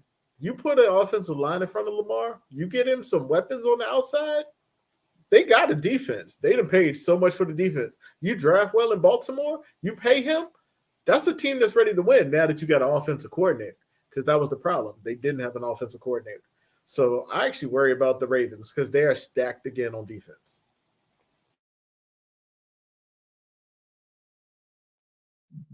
That's been their hat for so long. That's been their hat that they stay on defense. They have not. If you think about the quarterback they had that won Super Bowls, Trent Dilfer and Flacco. They got a quarterback they don't even know what to do with now. They're so built. They're so built to run. They're so built on running the football old school that they don't understand what they have. If I'm them, I'm going out and I'm getting me some wide receivers. I'm trading for some wide receivers. You may not believe that you want to go ahead, Mo. They put in an offer for Odell Beckham today. What was the offer for? I don't know. I don't care. I hope he don't go there. I hope he don't go there. Well, he wants 15. He wants $15 million a year, but they did that so that Lamar can come back to play. I mean, which is smart. That's a smart move. But again, I don't know where they getting that $15 million from. If that's his going price at $15 million, he went from 20 to 15, right? He's gonna get 15 for 1 year. You know what I'm saying? So we want to know where you know. And I read that too. And actually, I was getting ready to talk about Lamar, but we only got like a half an hour left on what we wanted to talk about. We did want to go over the NFL draft, but again, my co-host is not here to give his input. Dana, you heard it first from me. You're fired. And I'm not paying the unemployment either. I'm just kidding, Dana. I'm just kidding. So I think we got somebody just called in on the line. Somebody just called in. Dana, you got your seat whenever you got your seat whenever you call it, bro. Area code who's 202? Is that Rasul? Are you 202 or you 703? 703. Okay. Who's 202? Big Steve. Big C's. Okay. Big C's, how you doing? Blue co-host on Saturday. Steve, is that you? Oh, Steve Davidson. Yeah, that's right. Hey, how you doing, Blue? Yeah. How you doing? Okay. So we got Steve Davidson on the line here, guys. Wow. So welcome, Steve. So Mo, the NBA. Yes, sir. Yes, sir. Me and Mo about to get on soapbox for a minute. Razoo, you can sit back and relax. You know, Washington, the Wizards about to trade Bradley Beal for a whole lot of money and some popcorn and some Skittles. I don't know where he's going, but I think he's out of there. But watching the Celtics play the other night against the Milwaukee Bucks. I'm watching this game, and I picked Milwaukee to win because I said Milwaukee's at home, even though it's a back-to-back. They're at home. They're gonna come out with all this fire and desire. They're gonna show them that they can win. But I think, not that I'm a Celtic fan, but I think Boston can turn that stuff on and turn it off. because they turned around and played the Utah Jazz the day before that, whatever, and they just went through the motions and they won the game. But for them to go to Milwaukee and score 140 points, that says a lot right there. And the starters didn't play the fourth quarter. And the thing about it is that I think they're in Milwaukee's head when they played them in Milwaukee and lost in double overtime and none of the starters played. I watched something today about them, how proficient they are with certain players on the court. And I'm saying to myself, I'm not going to drink the Kool-Aid. I'm not going to drink the Kool-Aid. I'm not going to drink the Kool-Aid. I'm not going to drink the Kool-Aid. But they started the season off on fire, right? and now it took Milwaukee to win 16 games in a row to go in first place, because Boston was going to falter at some point in time, like every team does, right? So what I was more mad about was the teams they lose to, like the Houston Rockets, the Orlando Magics, teams like that, the Spurs. Those games they should be winning. You know what I'm saying?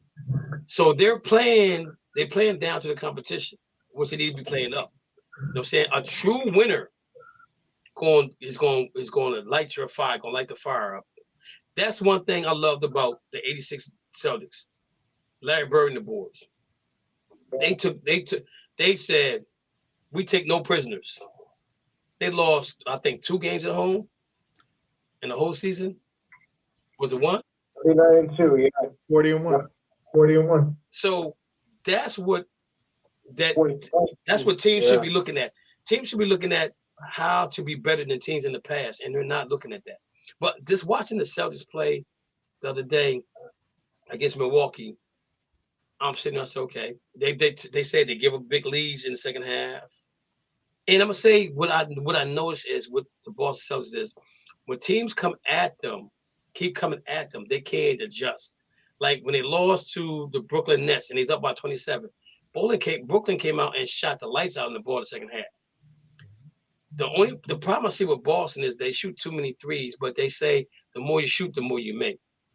But I'm a firm believer in, and let's listen to this logic, guys, and I want y'all to tell me if you think I'm wrong. As a basketball coach, I would tell my girls, you're up by 9.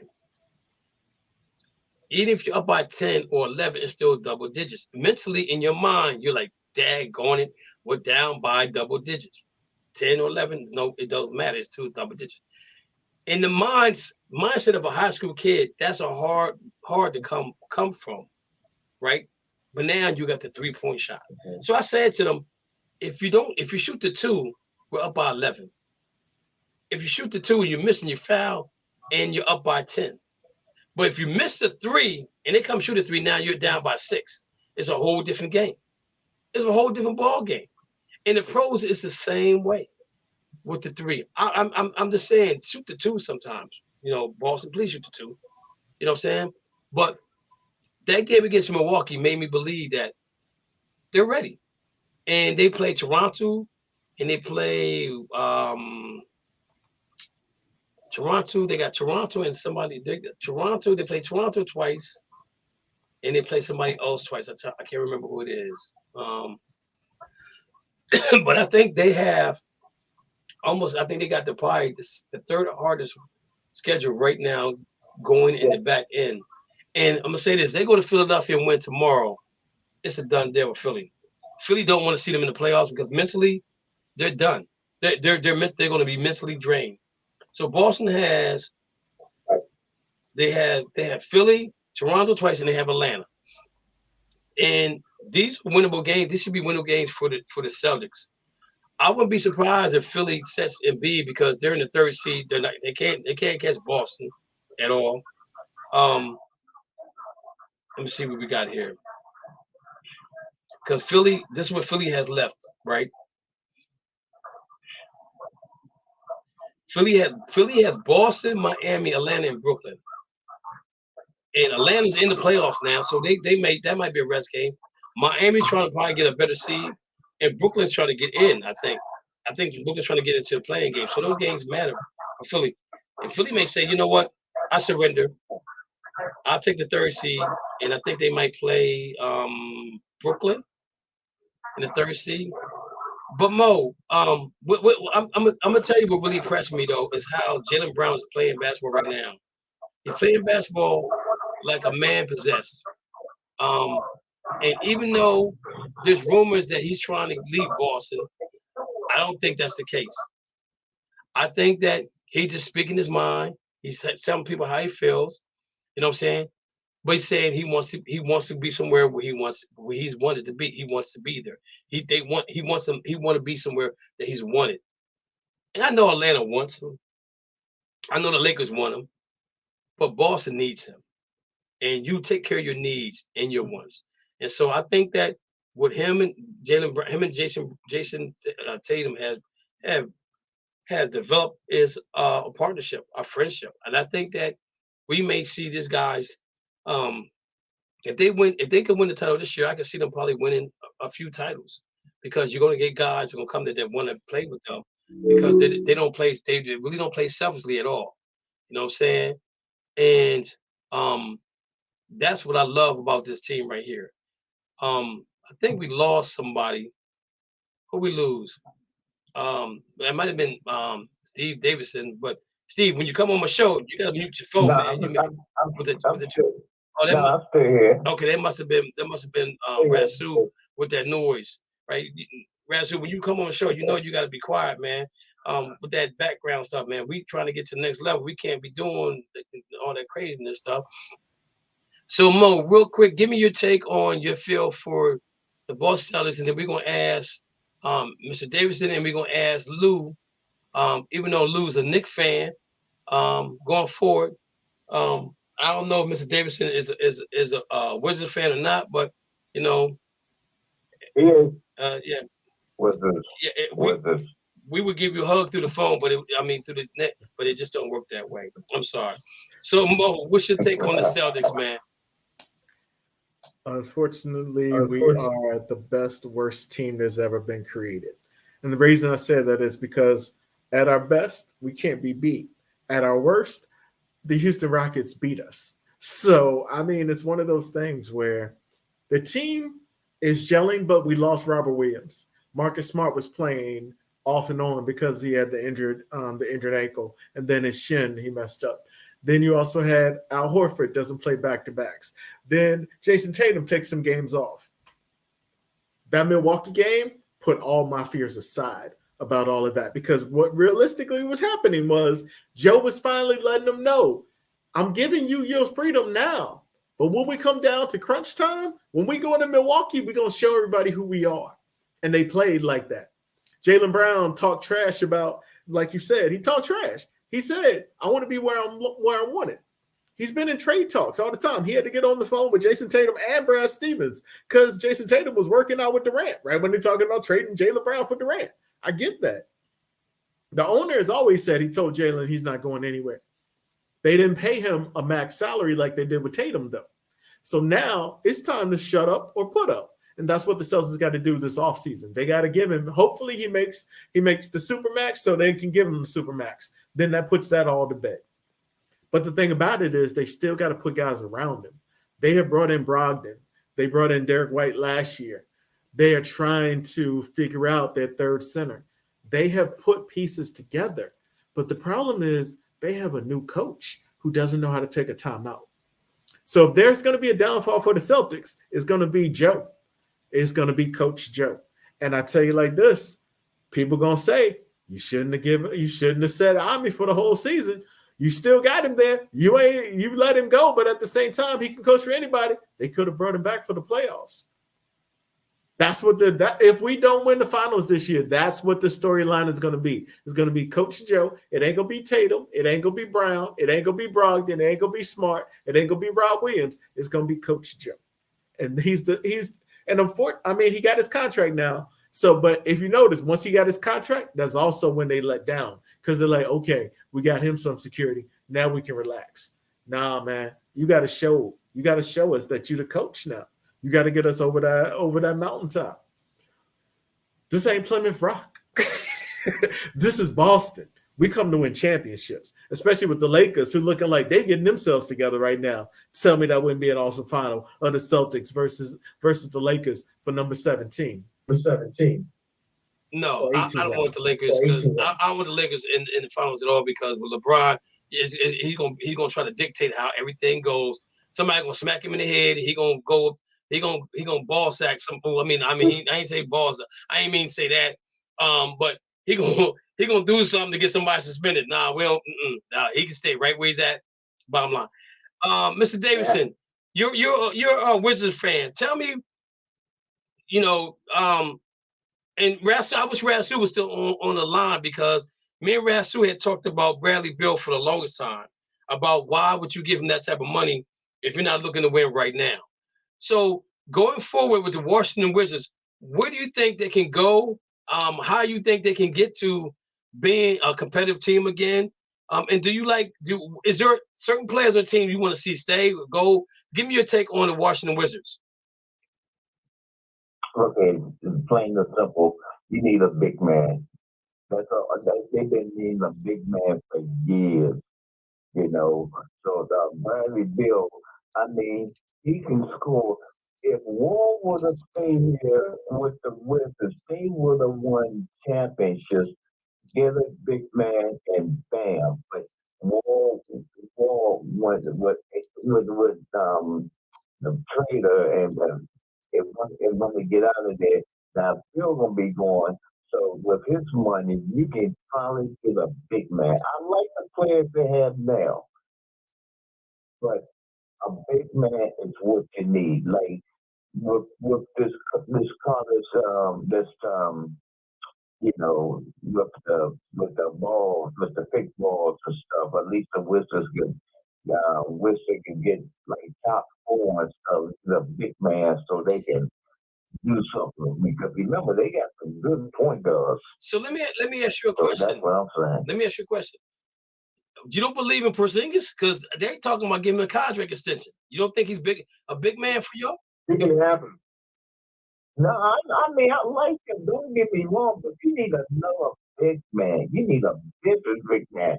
Porzingis, he can shoot threes. He can be in the middle most of the time. But you need a vicious big man that can snatch rebounds like my man from Connecticut. Oh my God, he's good. Their center. I would grab him if he's in the top 9. I would grab him. So who in the NBA right now as a big man would you want to come to the Wizards? Boy. It's so many. I'm just saying, for the Wizards, we could say the big man. I don't care who it is. Durant, he should have been here. That's one thing. He should have been, Oh, Durant's not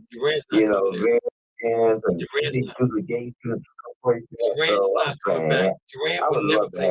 He's never coming there. You can forget that. He's never. I'm gonna tell you why. I'm gonna tell you why Durant would never go there.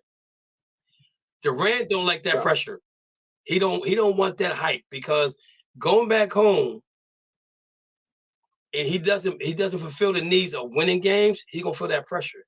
And we know Durant reads everything about him. And that's why even when y'all went and got the coach y'all got from OKC, Durant was never coming to he was never coming to Washington because the pressure is too much for him. And I'm gonna say this, and I don't care. I mean, the comment that Charles Barkley said, he's on the bus. He's not the bus driver. He's actually on the bus. You know what I'm saying?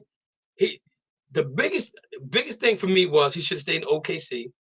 You lose to a team and you go join that team, right? You join that team and then you leave. Yeah.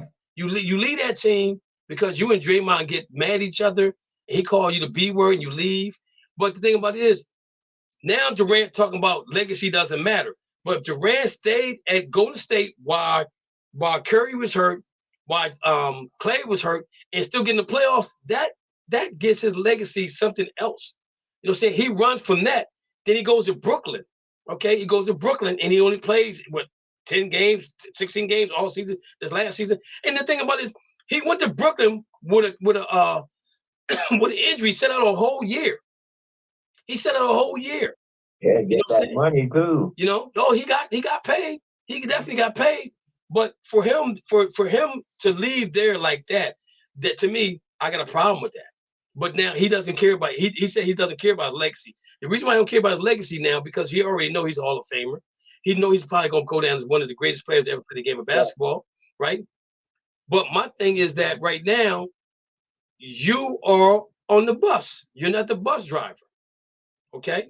You're not the bus driver, you're riding the bus because you got Chris Paul out there, you got Booker out there.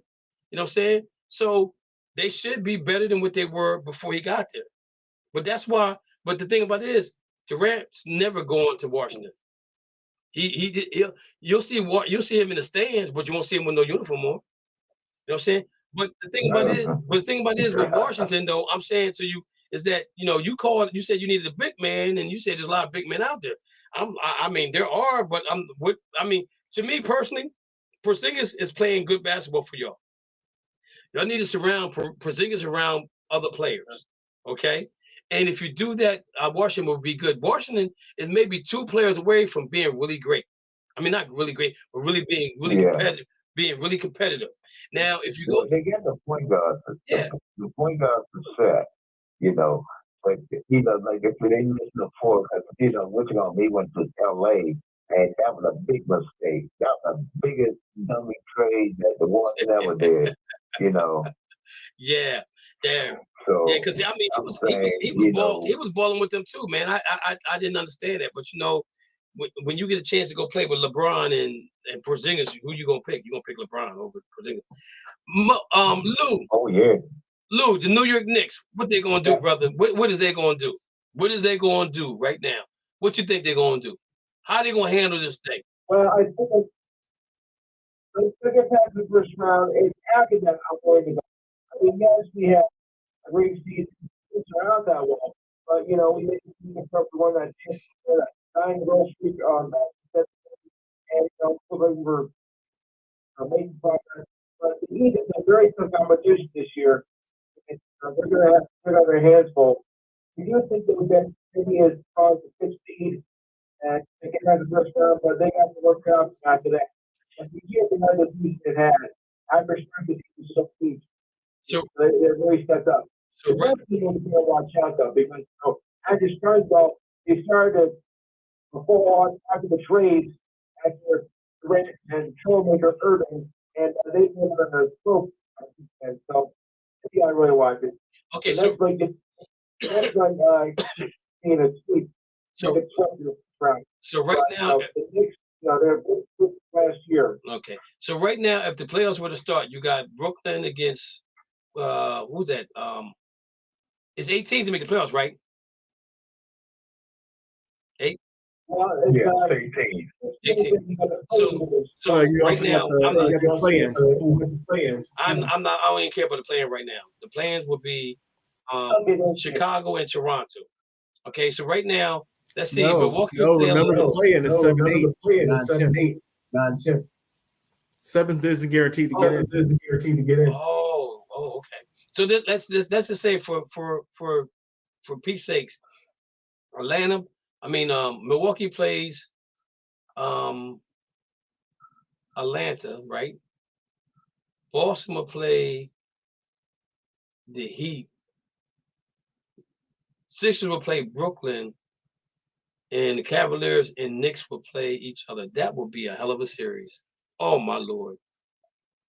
The Knicks and the Cavs, that would be something to see. That really be something to see. The West side looks better though. We'll see about that. The West is gonna be exciting too. Phoenix and Clippers in the first round? Yeah, that's gonna be crazy. That definitely is gonna be a sight to see, man. I'm telling you right now. Because the Lakers are in they're in the 7th seed, and Warriors are. The Warriors 1 game in front of them. Could you imagine them two playing each other in a play-in? Mm-hmm.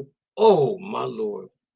Somebody got to go. That's gonna be like a killer. That would be something right there, boy. I'm telling you, the West is a mess too, because you got Denver will play the Pelicans, the Memphis will play the Lakers. The Kings will play Golden State. The Phoenix will play the Clippers. Man, I'm telling you right there, King. I'm gonna say this. Brown's doing an excellent job with the Kings. I saw this coming way before now, but if Joe Mazzulla don't get Coach of the Year, then they robbed him. Bottom line, the bottom line. That's all I got to say about that right there. That's all I got to say about that. Mike Brown has it wrapped up. He shouldn't, because that team was already good before he got there. They just had terrible coaches. Sacramento. Yeah, they just had terrible. They had Luka. They had what's my man? Sabonis. Sabonis. No, I'm talking about their coach. They had Luke Walton. He was terrible coach. He was a terrible coach. Good. But they're good now. But they always had the talent. They needed, but the thing about it is that Joe Mazzulla got the coaching of the Boston Celtics in the 11th hour of the 12-hour day. No, right? The Celtics were going to be who coached. No, I'm not disagreeing with that. But what I'm saying is what he came into, how he came into it was like, wow. And the thing about it is, Mike Brown doesn't win. He got robbed. Think about this though, Luke. I mean, Mo. Think about this. Joe Mazzulla was like the third coach on the bench, right? Because you had Udoka, you had the coach that left and went out to Utah, and he took a system with him. So Joe was like the fourth coach on the bench. So, and then you got Stoudemire who left, who coached the game here or there. So, in my opinion, if Joe don't win this thing, I ain't got nothing against Brown. I really don't. I think he can get the coach of the West, and that's it. But Joe got to get the coach of the East. What he did with the Celtics is amazing. For him to be a first-year coach who never coached again. Brown has coached in Cleveland. He's coached in Cleveland. Golden State. Coached in Cleveland twice. He coached in Golden State. Where else he coached at? He coached a couple. He can coach like 4 or 5 places. So he had to get it right this time around. So no, you don't get Coach of the Year. I'm sorry. I'm just sorry. I'm sorry. It's just that simple. So you want to put a dollar on it? Yeah, we can put a dollar on it. Okay. All right. Wait a minute. Hold. Let's do this. I would change my Facebook page profile to the Pittsburgh Steelers something. Wait a minute. And you gotta do the Cleveland Browns. And you gotta do the Cleveland Browns. See. Yeah, okay. No, we're gonna do this double. You're gonna have to do half the Steelers and half the Dodgers. I'll do half the Dodgers and half the money. We're gonna go big. Because I know that Mike Brown is winning. I can't. The Yankees. You hear me? I can't with the Yankees. I'm not doing that. I'm not making that. No, indeed. I'm the one that got to put the Browns in my face. I'm not. I can't do that. I'm not doing nothing with the Yankees. I don't like the Yankees. I can't stand the Browns. I wouldn't even spit on things on fire.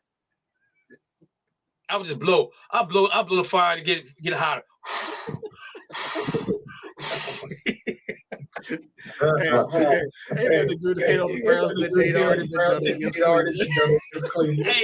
Hey, Steve, before we let you go, man, we got on late. We really talked some good football earlier. But who you got winning tonight between UConn and San Diego State? UConn. Okay. We only had one person said San Diego State. I think this might be a better game than what we think, man. I think I'm gonna go down to my watering hole and watch the game because it comes on 9:20. Because if it came on 9 o'clock, if it came on before 9, we're just gonna cancel this. I want to watch this thing live. I really did. I was like, I hope my voice comes back. I was like, man. I told my wife, I said, if my voice comes back, I got to do the show. I said, but my voice don't come back. I can go watch the game if the game comes on 9 o'clock. Because I don't want to miss none of it. So the game come on 9:20. I'm gonna go to my water hole and I'm gonna watch this basketball game, man. I'm gonna watch this game. Next week we got I forgot we had homework to do, and I don't even know what it was. You remember what we talked about? Every time I give Dana, every time I talk to Dana about doing some homework, he never comes on the show. That's NFL draft season, you know. Yeah, that's what we're gonna do. That's what we're gonna do next week.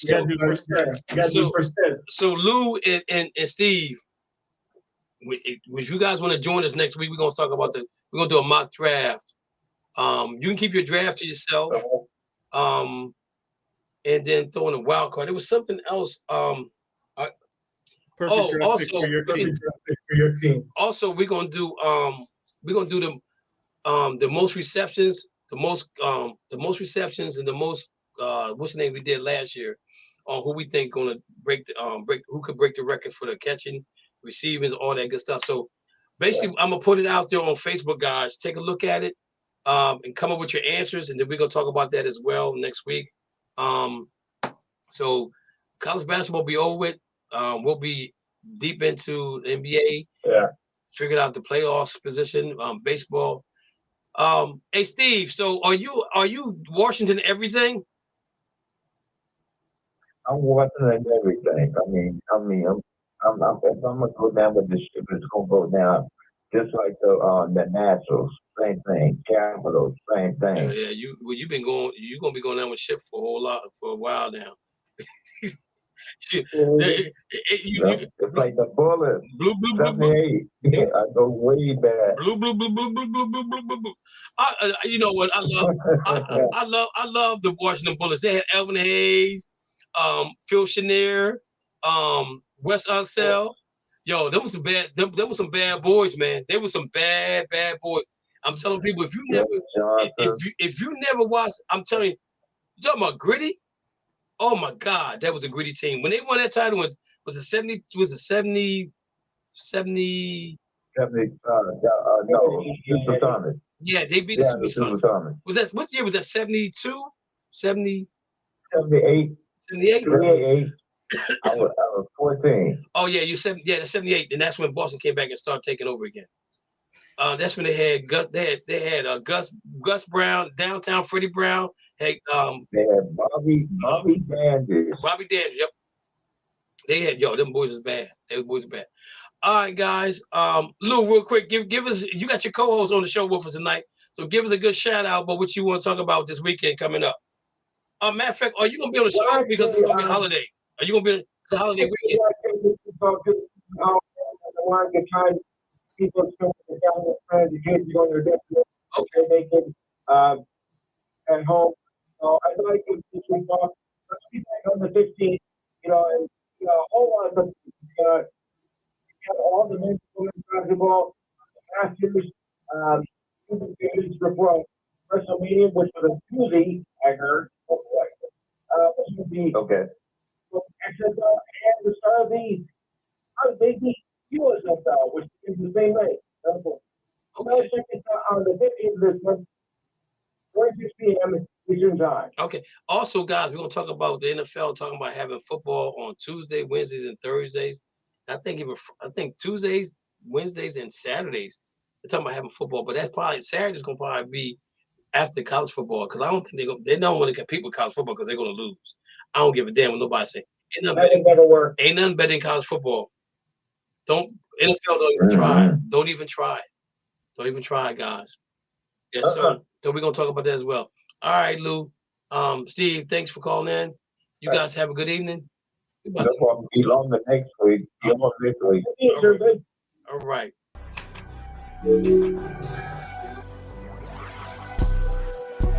Hello, and thank you for tuning in to the In the Zone Sports Talk Show Network, LLC, where you can find the best in sports talk television and radio shows.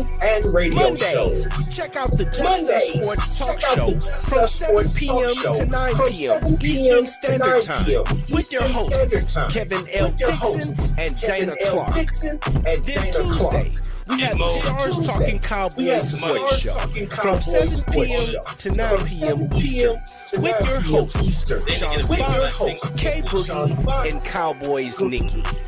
And on Wednesday, tune in for the Out the Block Sports Talk Show from 8:30 p.m. to 9:30 p.m. Eastern Standard Time with hosts Robert Lewis, Donna Hainsworth, and Brett Shields. Then meet up with us on Saturday for the Enhanced Sports Talk Show from 4 p.m. to 6 p.m. Eastern with hosts Lou Tenor and Steve Davidson. We also have the DMV Sports Talk Show from 6 p.m. to 7 p.m. Eastern with your host, Razul McGee. As well, we have the Shamrock Sports Talk Show from 7 p.m. to 8 p.m. Eastern with Igor Mitic and Andy Vernon. Finally, rounding out the week, we have on Sunday, That's Not How We See It Sports Talk Show from 8 p.m. to 10 p.m. Eastern with your host, Alfred Wallace, Tony Wallace, and Harold Robinson III. These shows come to you by way of the In the Zone Sports Talk Show Network, LLC. Be sure to download the Try99 TV app on any smart device and subscribe to In the Zone Sports Talk Television. The cost is $4.95. Thank you in advance for your support.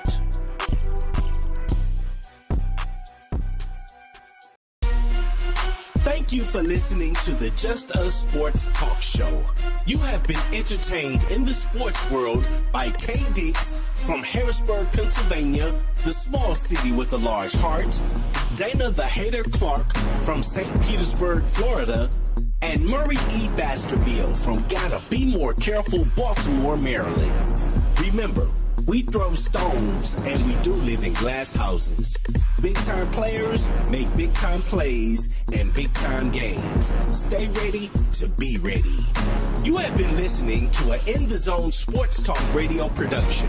Remember, you can hear us again on star107fm.com on Saturdays from 11 a.m. to 1 p.m. Eastern Standard Time. Be sure to download the Try99 TV app on any smart device and subscribe to In the Zone Sports Talk Television. The cost is $4.95. Thank you in advance for your support.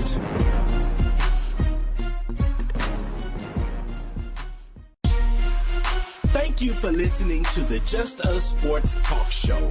You have been entertained in the sports world by K. Dix from Harrisburg, Pennsylvania,